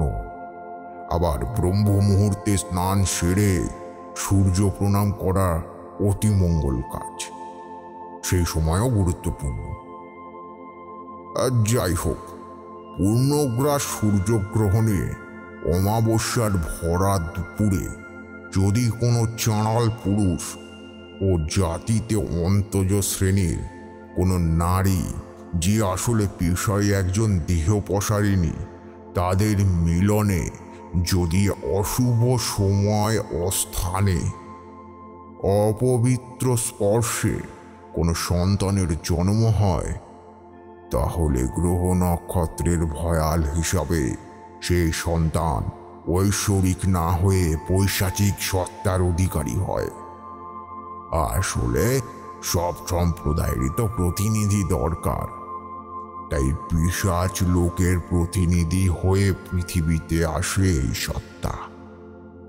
কিন্তু বেশি দিন নয়, যথার্থ সময় এলে এই সত্তা যদি উপযুক্ত পাত্রীর মাধ্যমে আর একটি পিশাচ প্রাণীর জন্ম দিতে না পারে, তবে এই সত্তা নিজেই নিজে বিনষ্ট হয়ে যায়। এমনই এক সত্ত্বাধিকারী ছিল কিঙ্করনাথ। ওই নামটা তারই বানানো, পরিচয়টা। সে হয়তো অনেক খুঁজেছে, কিন্তু সুবিধে করতে পারেনি। হয়তো জেনে বা না জেনে এসে পড়েছিল এই ব্রহ্মপুর জমিদার বাড়ির অতিথিশালায়। সেখানে বাড়ির ছোট বউকে ওইভাবে দেখে সে হাতে চাঁদ পায়। ভাগ্যই তাকে তার সঙ্গিনী জুটিয়ে দিয়েছে ভাবে সে। যাই হোক, তার অদৃষ্ট তো আর সিদ্ধ হতে দেওয়া যায় না। কিন্তু তখন আমার মনে আর এক অন্য দ্বন্দ্ব শুরু হয়েছে। তখনই বৌমাকে বললাম, মা, সে যেসব ওষুধ দিয়েছিল সেই সব কোথায়? বৌমা তাড়াতাড়ি ঘরের এক কোণ থেকে কি যেন এনে দিল আমায়। সেটা একটা কাগজের মোড়ক। খুলে দেখলাম বিজাতীয় জড়িবুটি রাখা আছে তাতে। তার মধ্যে আমি চিনতে পারলাম কালো মরিচ আর শুকনো বেত গাছের ছাল। আমি তখনই সেই মোড়কটা আমার হাতে নিলাম, আর আমার ঝোলা থেকে বার করে গুরহ দ্রব্য বস্তু 3টি জিনিস তুলে দিলাম বৌমার হাতে। তার নাম তোমাদের বলবো না। এইগুলো কি বাবা? প্রতিষেধক। বলতে পারো তোমায় সে যে বিষ দিয়েছে তার প্রভাব কেটে যাবে এর গুণে। স্নান করে শুদ্ধ শিলে বেটে না ফোটানো পরিশুদ্ধ দুধে মিশিয়ে খেয়ে নেবে মা। ভগবানের নাম করে বিপদ কেটে যাবে। বৌমা জিনিসগুলো আঁকড়ে ধরল। আমিও দরজা খুলে ঘরের বাইরে বেরিয়ে এলাম। ততক্ষণে ওদিকে মহা কর্মকাণ্ড শুরু হয়ে গেছে। গ্রামের সমস্ত যুবতী মেয়েদের কারোর ভাই কারোর বাবা একে একে নিয়ে এসে তুলে দিচ্ছে জমিদার বাড়ির অতিথিশালায়। জমিদারবাবু কাছেই ছিলেন।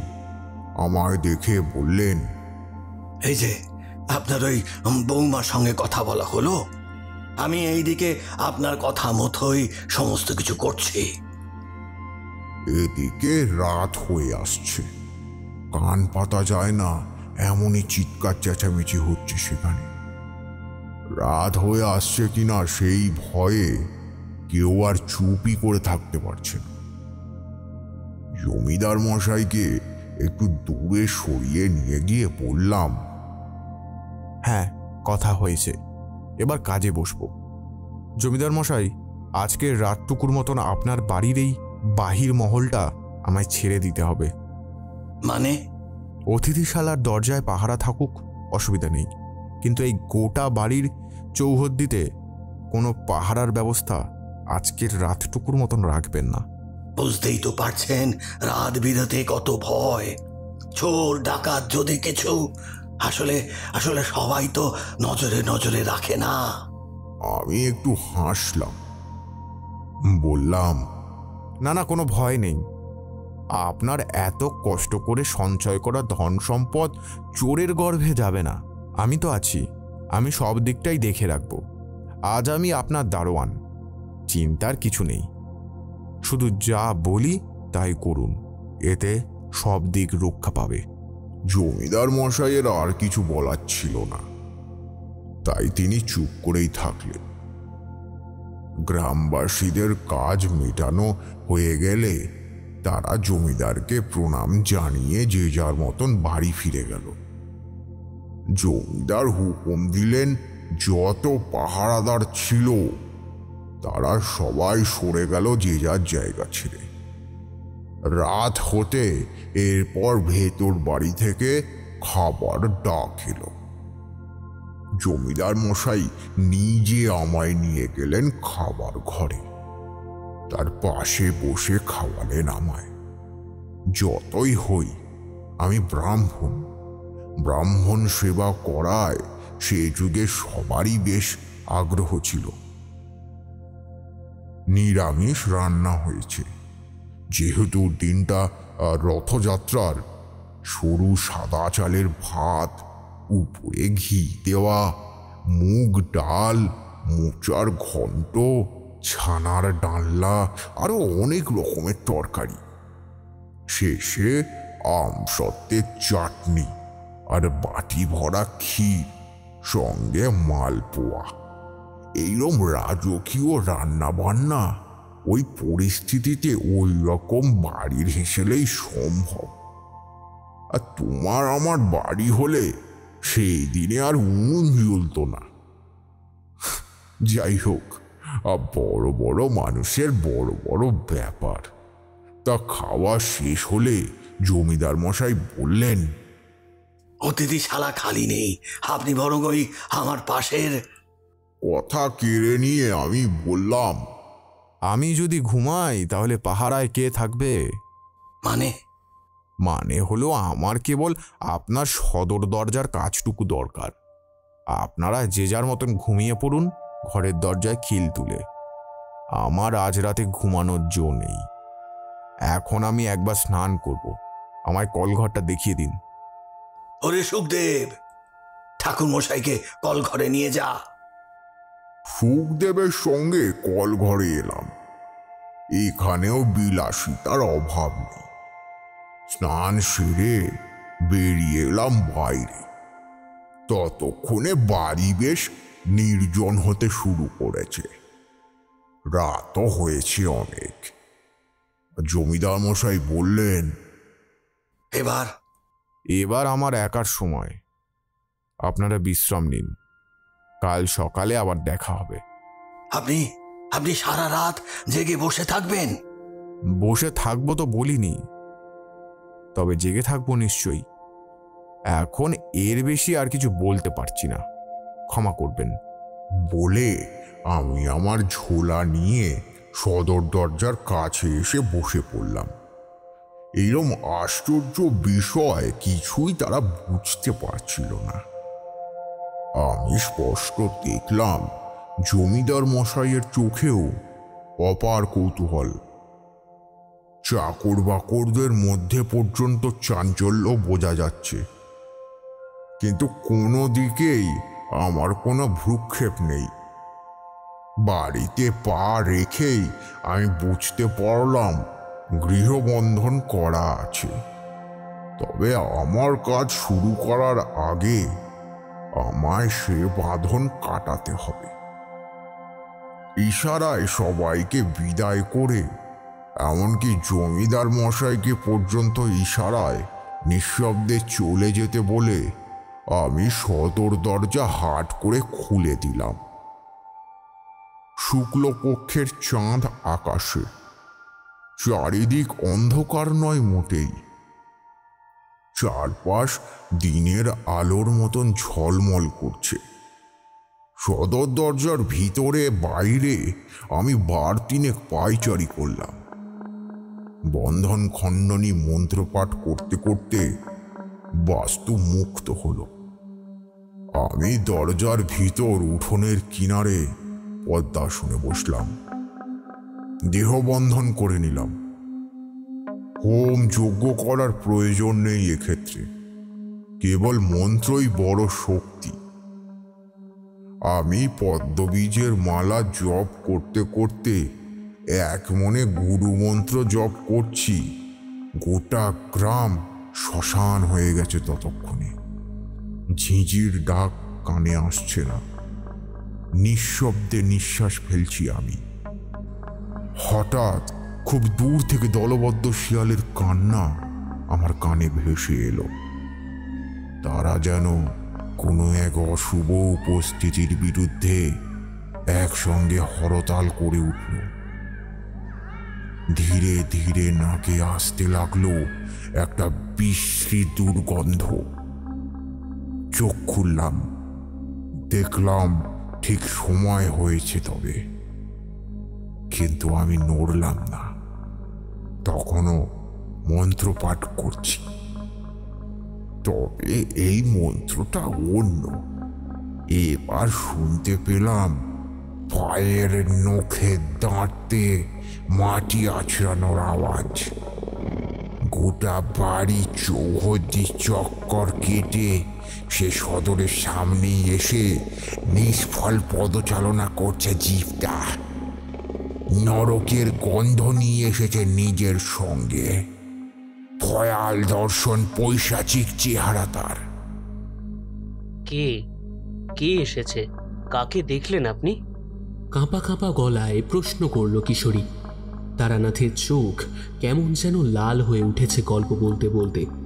সে সেভাবেই বলল, একটা কুকুর, লেজ নেই, দুটো কানের একটাও নেই, ঘাড়ের কাছে খানিকটা মাংস কে যেন খুবলে নিয়েছে। একটা চোখ জ্বলছে, অন্য চোখটা উধাও, লম্বা জিভ বাইরে এসেছে তার।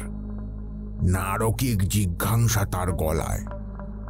ঘন ঘন বাতাসে নিঃশ্বাস ফেলছে। আমায় দেখছে সে। ইচ্ছা করছে চৌকাঠ পেরিয়ে এসে আমার উপর ঝাঁপিয়ে পড়ে ছিঁড়ে খুঁড়ে দেয় আমায়, কিন্তু ক্ষমতায় কুলাচ্ছে না। অবশেষে একটা নিষ্ফল ডাক ছেড়ে পিছনে ঘুরে সামনে চলতে লাগলো। আমিও উঠে পড়লাম, তার পিছু নিতে লাগলাম। মানে আপনি ওই সাংঘাতিক বিভৎস কুকুরটার পেছন পেছন চলতে শুরু করলেন? ওমা, তার পিছু নেব বলেই তো আমার কত অপেক্ষা। আর সে চলে যাচ্ছে, আমি বসে থাকবো? কিশোরী বলল, তারপর? ক্রমশই কুকুরের পিছন পিছন ধাওয়া করে গ্রাম ফেলে রেখে ভাগাড়ে এসে যখন পৌঁছালাম, তখন রাত গভীর থেকে গভীরতর হয়ে উঠেছে।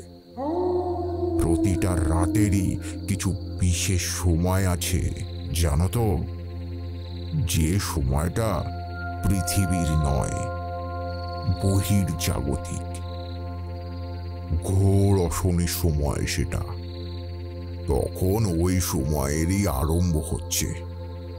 ভাগাড়ের বেশি বর্ণনা দেওয়ার দরকার নেই। এই সব জায়গা সব জায়গাতেই সমান। আমার জায়গায় আর কেউ থাকলে সে ওখানেই নিঃশ্বাসের কষ্টে মরে যেত, কিন্তু আমি তারানাথ। অত সহজে আমার দমন ভাগ্যে নেই। পায়ে পায়ে এগিয়ে চললাম। কুকুরটা রাশি রাশি হাড়গোড়, মোড়া পচা মাংস আর বিভৎস দুর্গন্ধ ঠেলে এগিয়ে যাচ্ছে। আমি তার পিছনেই আছি, কিন্তু সে আমার দিকে ঘাড় পর্যন্ত ঘোরাচ্ছে না। আমার সান্নিধ্য তাকে আতঙ্কিত করেছে, তাই সে পালিয়ে যাচ্ছে। সেখানকার বাতাসে নরকের উপরে থাকা অসংখ্য দূষিত সত্তা কানাকানি করছে। এরই মধ্যে কানে এলো একটা আওয়াজ। কিসের আওয়াজ? বললাম আমি। সেটা দেখব বলেই গিয়ে কি দেখলাম জানো? সেখানকার আকাশ টকটকে লাল, চাঁদ তারা জ্যোৎস্না কিচ্ছু নেই, শুধু রক্ত ঢালা আকাশের রঙে আগুন জ্বলছে। মাটিতে সোপ জেটে কালচে আগুন, নরকের আগুন। তারই সঙ্গে সামনে পিছন করে বসে এক সাংঘাতিক মানব শরীর। শরীরে মাংসের অভাব, প্রায় পুরোটাই কঙ্কাল। অতি অল্প চামড়া মাংস লেগে আছে জায়গায় জায়গায়। শুধু তার মুখে কোনো বিকৃতি নেই, পুরুষালী মুখ, দুই চোখে ক্রোধ দাউ দাউ করে জ্বলছে, অনেকটা ওই আগুনটারই মতো। সে নিজেই নিজের শরীরে অবশিষ্ট মাংস ছিঁড়ে ছিঁড়ে খাচ্ছে। মাংস খাওয়ার আওয়াজটাই শুনতে পেয়েছিলাম আমি। এইবার তার সামনে এসে দাঁড়ালো কুকুরটা। দারুণ ভয় পেয়েছে। মাংস খাওয়া থামিয়ে কুকুরটাকে এক হাতে ধরে কাছে নিয়ে গেল। তারপর কুকুরটার পিঠে একটা কামড় বসিয়ে দিল। মর্মান্তিক যন্ত্রণায় চিৎকার করে উঠল কুকুরটা। আর স্থির থাকতে পারলাম না। বললাম, অনেক হয়েছে, অনেক। ছি ছি, আর কত হিংস্র হতে পারো তুমি? হতে পারে অমানসিক সত্তা তোমার, কিন্তু জন্ম তো মানুষের গর্ভে। এতখানি নির্মম কি করে হতে পারো? ওর তো কোনো দোষ নেই। ছেড়ে দাও ওকে, ছাড়ো বলছি, ছেড়ে দাও। এবার কুকুরটাকে হাতে ধরে রেখে পিশাচটা আমার দিকে মুখ তুলল। তার ঠোঁটে রক্ত লেগে আছে, নিজেরই মাংসের রক্ত। ঘর ঘরে, অথচ সাংঘাতিক তীক্ষ্ণ গলায় সে বলল, তোর তো সাহসের কোনো সীমা নেই দেখছি। কেন এসেছিস এখানে? আজ আর তোর কোনো নিস্তার নেই। আমি যা চাই তা আমায় পেতেই হয়, আর তুই আমার পাওয়ার পথে বাধা সৃষ্টি করতে এসেছিস। তাই আমি তোকে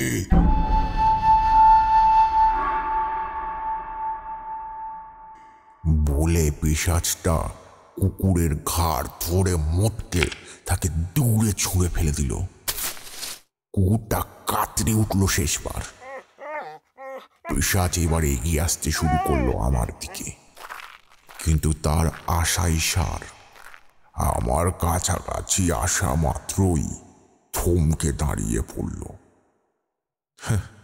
আমি একটু হাসলাম, বললাম, মাতঙ্গিনী পাগলির নাম জানো?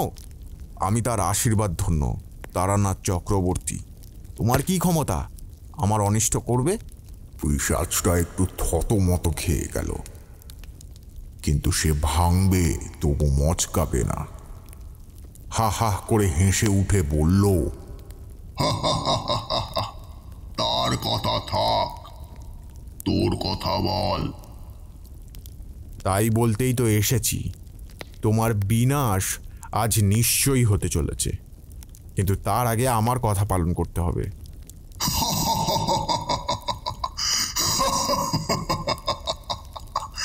আদেশ? আমায় আদেশ করবি তুই? হ্যাঁ, করব, আর তোমাকেও তা শুনতে হবে। আমি কারো আদেশ শুনি না।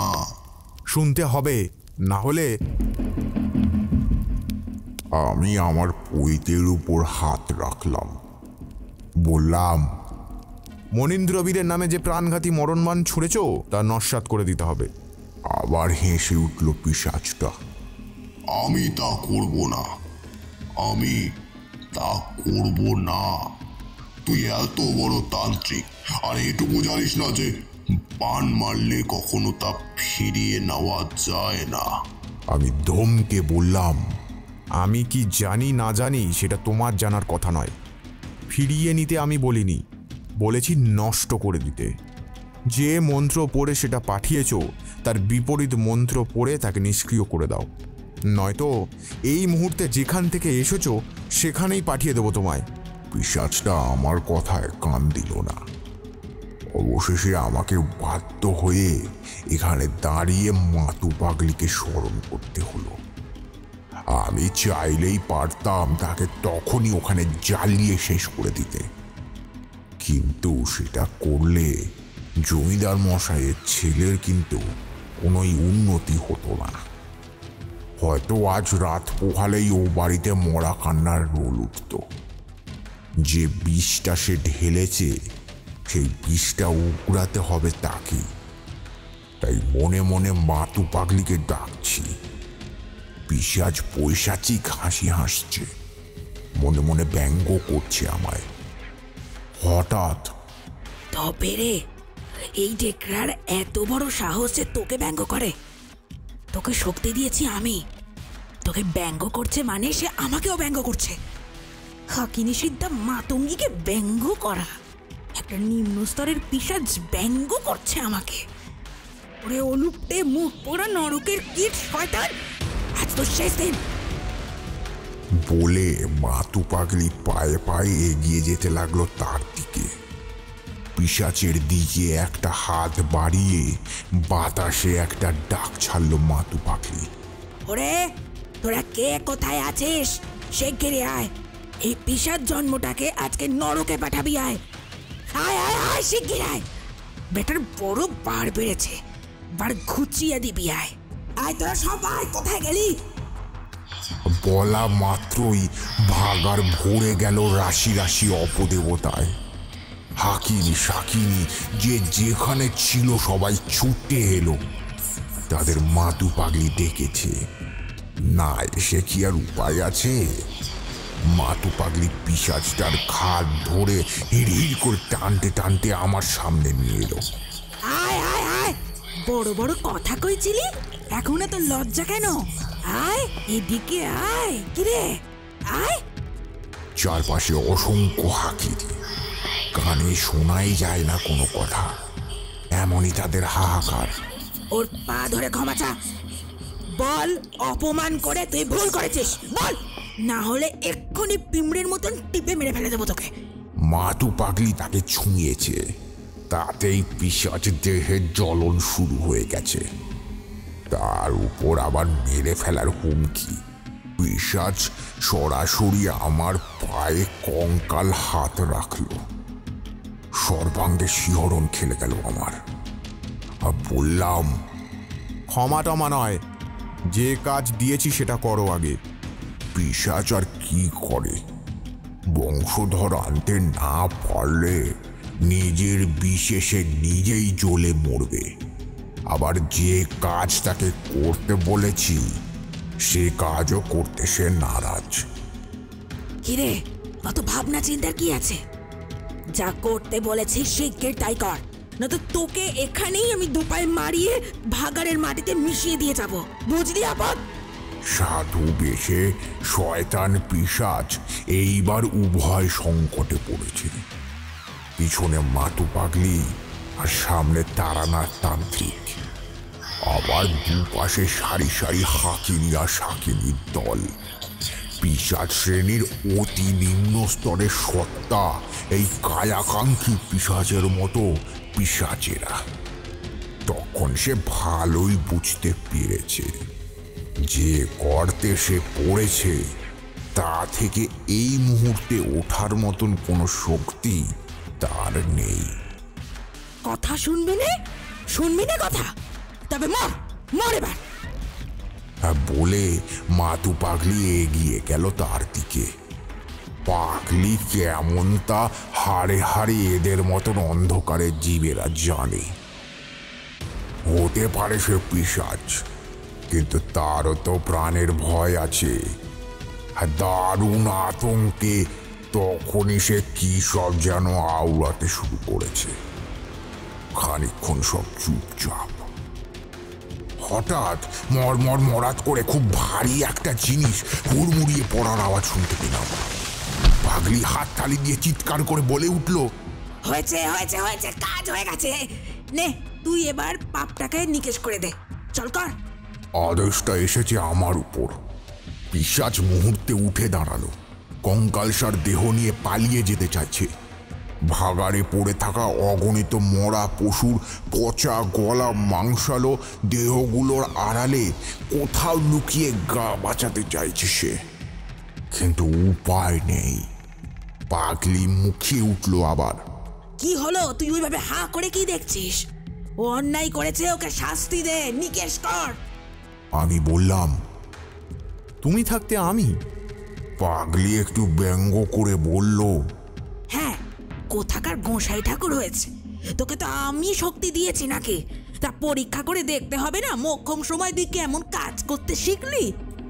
আমার শক্তি বিফলে গেল কিনা আমি তো পরখ করে দেখব। তাই করতে তো এইছি এখানে। নে, যা বলছি তাই এক্ষুনি কর। রাত শেষ হয়ে আসছে, মেলার সময় নষ্ট হচ্ছে কিন্তু আমার। অনুনয় করে উঠল ভয়াল বিভৎস দর্শন পিশাচটা। ঘর ঘরে গলায় বলল, আমায় শেষ করে দিও না, আমি কথা দিচ্ছি এখান থেকে চলে যাব। আমায় ছেড়ে দাও, আমি ক্ষমা চাইছি, হার স্বীকার করছি, আমায় মেরো না। আমি বললাম, ক্ষমা চাইলেই ক্ষমা পাওয়া যায় না। এক গৃহস্থ বাড়ির কুলবধূর অপমান করেছো তুমি। অসহায় বউটির নামে অপবাদ রটেছে তোমার জন্য। আর এখান থেকে পালালেই বা কি? তোমার চরিত্র থেকে তো আর পালাতে পারবে না। আবার অন্য কাউকে ব্যবহার করতে চাইবে উত্তরসূরির জন্য। আর সেই সুযোগটা তোমায় দিলে আমার অন্যায় হবে। বলে আমি তৎক্ষণাৎ পিশাচ ধ্বংসকারিণী মহাডামরি মন্ত্রপাঠ করতে শুরু করলাম। তোমাদের আগেই বলেছি, এই ক্ষেত্রে যজ্ঞ নিষ্প্রয়োজন ছিল।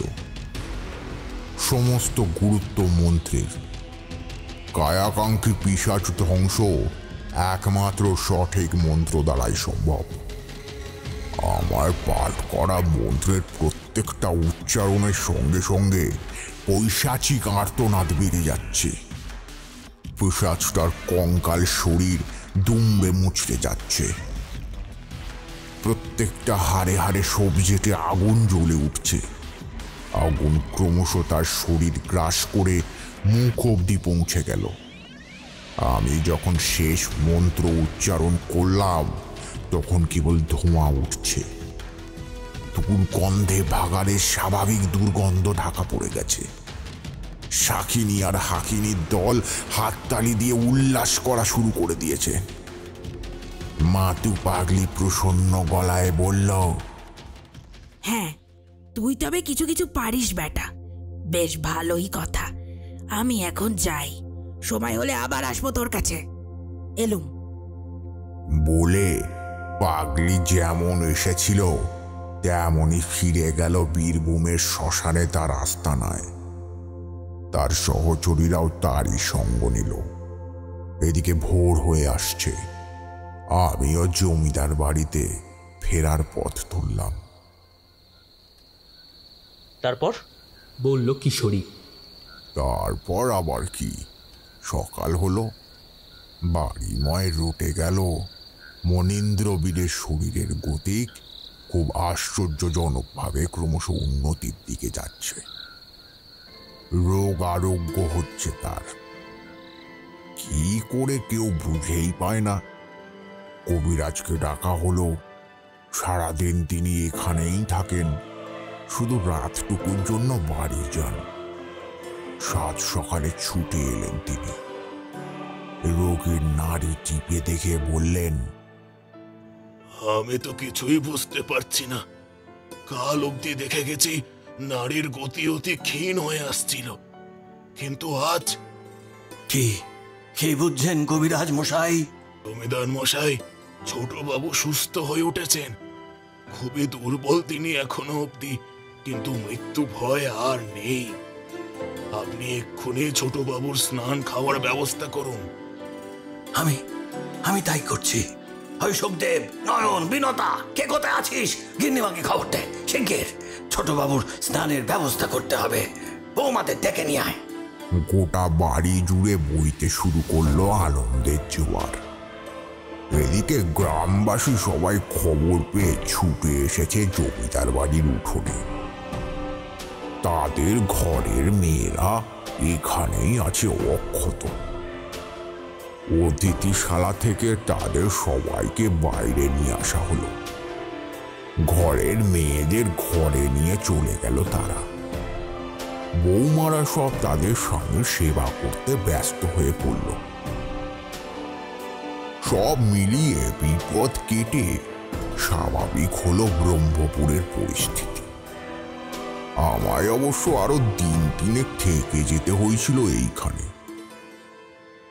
কৃষ্ণ প্রতিপদ তিথিতে মা মুন্ডমালিনীর পুজো করালেন জমিদার মশাই। পুরোহিত হলাম আমি। জমিদার মশাই আমায় কিছুতেই ছাড়বেন না। তার গিন্নি মানে মা শৈলবালা 2 বেলা সামনে বসে আমায় খাওয়াতেন। তার ধারণা হয়েছিল আমি সাক্ষাৎ ভগবান। মায়ের মন তো ব্যাখ্যা বৃত্তান্ত কিছুই জানে না। কেবল রাতারাতি তার ছেলে সুস্থ হয়ে যাওয়ার পিছনে আমারই কিছু একটা ভূমিকা আছে, এই কথাটা তার কানে উঠে গেছে। তাতেই আমার অমন যত্নআত্তি। এরই মধ্যে এক দুপুরে শরবত নিয়ে আমার ঘরে আসে ছোট বৌমা। কিছু বলার আগেই সে আমার পা জড়িয়ে ধরে। কি করছো মা? পায়ে হাত দিও না, ওঠো ওঠো ওঠো। আমি এমনি তোমায় আশীর্বাদ করছি। স্বামী নিয়ে সন্তানবতী হয়ে তুমি সুখে ঘর কন্যা করো। সন্তান? বাবা, আমি কি? নিশ্চয়ই মা, তুমি খুব শিগগিরই পুত্রের জননী হবে, আর আজীবন স্বামী সুহাগিনী থাকবে। এই কথা তোমাকে তোমার এই ছেলে বলল আজ, মিলিয়ে নিও। কিন্তু বাবা, আমার নামে যে কলঙ্ক রটে গেছে, তার কি হবে? আমি বললাম, কথা যে কিছু রটেছে তা ঠিকই, কিন্তু জানো তো মা, সময় সময় এমন জিনিস মরা শোক পর্যন্ত ভুলিয়ে দেয় মানুষকে। এই সব কথাও চাপা পড়ে যাবে, চিন্তা করো না।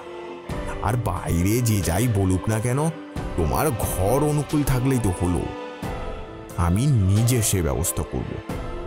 কিন্তু হ্যাঁ, একটা কথা মনে রেখো, জীবনে যতই বিপর্যয় আসুক না কেন, কখনো ভগবান ছাড়া আর কারোর প্রতি ভরসা করবে না। ভুল করো না যেন আর কখনো। না বাবা, জীবন থাকতে আর নয়, কখনো নয়। বলে কেঁদে ওঠে বৌমা। ভেতরে আসবো? শ্বশুরের গলা শুনতে পেয়ে বৌমা তাড়াতাড়ি আমায় সাষ্টাঙ্গে প্রণাম করে ঘর ছেড়ে বেরিয়ে যায়। আসুন, এ তো আপনারই ঘর, আমাকে জিজ্ঞাসা করে লজ্জা দেবেন না। জমিদার গজেন্দ্রবীর মজুমদার ঘরে ঢুকলেন, বললেন, এবার বলুন তো সবকিছুর মূলে কি? হ্যাঁ, আমি তো এখনো যে আধারে, সেই আধারেই রয়েছে। সংক্ষেপে তাকে সবটাই বললাম। তিনি বিশ্বাস করতে চাইছিলেন না, কিন্তু বাধ্য হয়েই করতে হলো, কারণ অবিশ্বাস করবার মতন কোনো যুক্তি তার পক্ষে দেওয়া সম্ভব নয়। একটা প্রশ্ন করলেন আমায়। মনীন্দ্র বীরের লাগা মরণ বান যে নষ্ট হয়ে গেছে, মানে পিশাচটা যে সত্যি কথাই বলেছে, তার কি কোনো প্রমাণ আছে? বিপদ যদি আবার ঘটে তখন? আছে বই কি, আপনার বাড়ির বাগানের করবি ফুলের গাছটা তো সুস্থ সবল হয়ে উঠেছিল। ঝড় নেই, জল নেই, উপড়ে পড়ল যে, এতখানি দোলা কে দিল তাকে? তার মানে আপনি কি বলতে চাইছেন? বলতে চাইছি, বিশ্বাসে মিলায় বস্তু, তর্কে বহুদূর। হতে পারে সে পিশাচ, কিন্তু আমিও তো তারানাথ তান্ত্রিক। অহেতুক আশা দিয়ে যাব না আপনাকে। ওই গাছটা প্রকৃতির নিয়মেই মরে যাচ্ছিল, তারপর ও অশুভ শক্তি প্রয়োগ করে মরা গাছটাকে বাঁচিয়ে রাখে। ওতে ওর প্রভাব ছিল, তাই গাছটা বেঁচে উঠেছিল। শেষে মরণমান নষ্ট করতে গিয়ে তাকে তার অংশ নষ্ট করে ফেলতে হয়েছে, তাই গাছটা ওইভাবে ভেঙে পড়েছে। ওসব গুরহ গোপন তত্ত্ব কথা আপনাকে বুঝিয়ে বলা শক্ত। শুধু এইটুকুই শুনুন আর জেনে রাখুন, আপনাদের পরিবারে এসে পড়েছিল যে অপছায়া, সে ছায়া কেটে গেছে। এই জীবনের মতন আপনাদের আর কোনো ভয় নেই ওই দিক থেকে। কিন্তু তাই বলে আপনার করা অপরাধের দায়, সে দায় কিন্তু মোছেনি। ঈশ্বর যখন চাইবেন তখনই শাস্তি দেবেন আপনাকে, আপনার প্রাপ্য শাস্তি। আমার কি রেহাইয়ের কোনো পথ নেই? আপনি মহান সাধু, আমার উদ্ধারের একটা দিশা যদি দেখান। অনুশোচনা, ভুল করেছেন বুঝতে পেরে যদি ভগবানের কাছে ক্ষমা চান, তিনি ক্ষমা করলেও করতে পারেন। সেটা আপনার আর তার ব্যাপার, এখানে আমার কোনো ভূমিকা নেই। যাই হোক, এখানকার কাজ আমার হয়ে গিয়েছে, এবার আমি ফিরতে চাই। বলে সেই দিন দুপুর গড়িয়ে বিকেল হতে আমি জমিদার বাড়ি ছেড়ে বেরিয়ে পড়লাম। জমিদার মশাই আমায় অনেক উপঢৌকন দিতে চেয়েছিলেন, কিন্তু আমি নিতে চাইনি। যতই হোক, মানুষটা একজন খুনি, আর আত্মগ্লানি দহনে পুড়ে তার আত্মা তখনও শুদ্ধ হয়নি। তাই তার দেওয়া কোনো জিনিস আমি নিতে পারিনি। অবশ্য একেবারেই যে কিছু নিইনি তা বলা ঠিক নয়। একটা জিনিস নিজে থেকেই চেয়ে নিয়েছিলাম আমি। কি জিনিস? উত্তেজিত হয়ে বলে কিশোরী। একটা প্রতিশ্রুতি।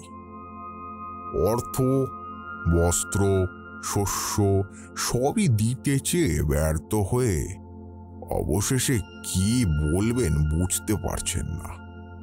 তখন আমি বললাম, দেখুন জমিদার মশাই, আপনি যা দিতে চাইছেন তা আমার প্রয়োজন নেই, আর আমার প্রয়োজন থাকলেও আমি এক্ষেত্রে নিতে পারবো না। কিন্তু আমি আপনার কাছে একটা জিনিস চাই, সেটা আপনাকে দিতেই হবে। বলুন বলুন, আপনি কি চান? একবার শুধু বলুন, আমি নিশ্চয়ই দেব।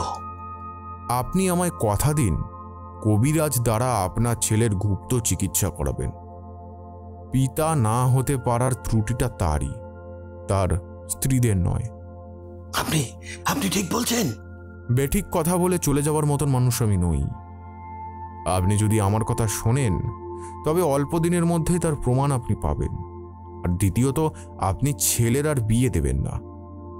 আপনার ছোট বৌমা অতি সতীলক্ষ্মী, তার গর্ভে আপনার বংশধর আসবে। এই যোগ আমি তার কপালে দেখেছি। নতুন করে সতীন এনে অযথা তার মনে আর দুঃখ দেবেন না। আর রাতের অন্ধকারে আপনারা যা দেখছেন বা শুনছেন, সেই সবই ওই দুরাত্মার কারসাজি। বৌমার তাতে কোনো দোষ নেই। বৌমা সতীলক্ষ্মী, তাকে যত্ন করবেন, তাতে আপনাদেরই মঙ্গল হবে। তাই হবে ঠাকুর মশাই, আপনি যখন বলছেন তখন তাই হবে। তবে আপনি আপনার ঠিকানাটা দিয়ে যান। হ্যাঁ, আমার মন বলছে আপনাকে হয়তো আমার আবার দরকার পড়বে। যোগাযোগ করার একটা উপায় বলে যান। আমি আমার এই মটলেনের বাড়ির ঠিকানা দিয়ে এলাম। তারপর বেরিয়ে পড়লাম ওই গ্রাম পিছনে ফেলে। এত অবধি বলে তারানাথ একটু থামলেন। কিশোরী এইখানটা থেকে শুরু করলো, বলল, বুঝলাম, কিন্তু কয়েকটা প্রশ্ন এখনো মনে খচখচ করছে যে। প্রশ্ন? কি প্রশ্ন? সবই তো বললাম, বললেন তারানাথ। এই যেমন প্রথমেই আপনি বলেছিলেন ভাগাড় থেকে যারা মেয়েদের মৃতদেহগুলো খুঁজে আনে তাদের নাকি দেখতে পাওয়ার কথা ছিল কিছু একটা, কিন্তু তারা দেখেনি। সেটা কি? তারানাথের মুখে হাসি। নতুন আর একটা পাসিংশ ধরিয়ে নিয়ে এক মুখ ধোঁয়া ছেড়ে তিনি বললেন, আমি গল্প বলি, তোমরা শোনো, মিটে যায়। কিন্তু যখন বেছে বেছে গল্পের ভিতর থেকে প্রশ্ন টেনে বের করো, তখন আমার মনে হয় আমার বলা সার নয়। তোমরাও শুনছো, বেশ মন দিয়েই শুনছো। আচ্ছা বেশ, আমি বুঝেছিলাম এমন একটা কিছু তো আছে যেটাকে নির্ভর করে বেঁচে আছে বা বাঁচিয়ে রেখেছে নিজের আধমরা শরীরটা সেই ভেগ ধরা সাধু। সেটাই আছে ওখানে। বরং পিশাচের পক্ষে ওই জায়গা ছেড়ে আর কোথাও গিয়ে থাকা মোটেও কাজের কথা নয়। সেটা কারো চোখে পড়েনি, আর সেটা ওই কুকুরটা। ওই কুকুরটা? একসাথে বললাম আমরা। ওই কুকুরটাকে গ্রাস করে আশ্রয় করে বেঁচেছিল পিশাচের পৈশাচিক প্রাণ। বলেছিলাম না কুকুরটার দেহের অনেক অংশ নেই? পিশাচটা নিজের পৈশাচিক খিদে মিটিয়েছে ওই কুকুরটার গায়ে দাঁত মুখ বসিয়ে। কুকুর অপবিত্র জীব, পিশাচের পক্ষে তাকে আশ্রয় করায় সব দিক থেকে সুবিধাজনক ছিল। কুকুরটাকে বশ করে সে নিজের মৃতদেহ ঘিরে আড়ালে বসে থেকেছে, আর কুকুরটাকে পাঠিয়েছে শিকার ধরে আনতে। 7 রাতের 7 জন মেয়েকে ঘর থেকে ডেকে নিয়ে গেছিল বললাম না? ডাকতে এসেছিল ওই কুকুরটাই। পিশাচের সর্তা বয়ে আনা কুকুরটার ডাকে ঘুমন্ত মেয়েরা ঘর ছেড়ে পৈশাচিক মায়ায় বশ হয়ে চলে গেছে কুকুরটার পিছন পিছন। তারপর যথাযোগ্য উপাদান না পেয়ে পিশাচ নৃশংসভাবে মেরে ফেলেছে তাদের। আসলে অনৈসর্গিক দূষিত তেজ সহ্য করার ক্ষমতা তো আর সাধারণ মানুষের মধ্যে থাকে না, তাই মেয়েগুলো অকালে মরে গেছে। গোটা জমিদার বাড়িকে মন্ত্র বলে বেঁধে আমি সদর দরজা আঁকড়ে বসেছিলাম। আমি তো অপেক্ষা করছিলাম, জানতাম সে দূত পাঠাবে। দূত আসে, গোটা গ্রাম ঘুরে ঘুরে শেষে আত্মার মধ্যে ইঙ্গিত পায়, গন্ধ পায়। সেজন্যই জমিদার বাড়ির ভিতরে ঢুকতে চাইছিল কুকুরটা, কিন্তু বেচারি মাঝখানে যে আমি আছি, শেষে বিফল হয়ে ফেরার পথ ধরেছিল সে। আর সেই সময়ের অপেক্ষাতেই ছিলাম আমি। হাতে নাতে চোর ধরার আমেজটাই আলাদা, বুঝলে? কিন্তু ওই যে আপনি বলে এলেন ও বাড়ির আর এমন কোনো ক্ষতি হবে না, এর কি নিশ্চয়তা আছে কিছু? বললাম আমি। আছে বই কি। এক ধরনের বিপদ একই পরিবারে সচরাচর বারবার ঘটে না, আর কায়াকাঙ্ক্ষী পিশাচের কোপে এক মানুষ দুবার পড়ে না। এ তন্ত্রের কথিত সত্য কথা। তারপর জমিদার গজেন্দ্র বিরাট যোগাযোগ করেছিলেন আপনার সাথে? করেছিলেন কি বলছো? এখনো যোগাযোগ আছে আমার সাথে, তবে গজেন্দ্র বীর আর নেই। আজ বছর 10 হলো। মনীন্দ্র বীর এখন ব্রহ্মপুরের জমিদার। ওই ব্যাপারটা ঘটার বছর 2 মধ্যেই পিতা হয় সে। প্রথম ও দ্বিতীয় স্ত্রীর 2 মেয়ে, আর ছোট বৌমার একসঙ্গে যমজ ছেলে হয়েছিল। অন্নপ্রাশনের নেমন্তন্ন করেছিল আমায়, কিন্তু তখন আমি শহরে ছিলাম না, গ্রামের বাড়ি গিয়েছি। মাসখানেক পর ফিরেছিলাম সেইবার। এসে দেখি চিঠি এসেছে। পরে আমি উত্তর দিয়েছিলাম, কিন্তু নিজেরা যাওয়া হয়নি কখনো ব্রহ্মপুরে। তবে নিয়মিত খবর পাই, দুধে ভাতে আছে তারা। 32 বছর আগেই আমার আর মাতু পাগলির সামনে আমাদের সাক্ষী সেই রাতটা মুছে যাওয়ার সঙ্গে সঙ্গেই ঘুচে গিয়েছিল ব্রহ্মপুরের সমস্ত অপার্থিব বিপর্যয়।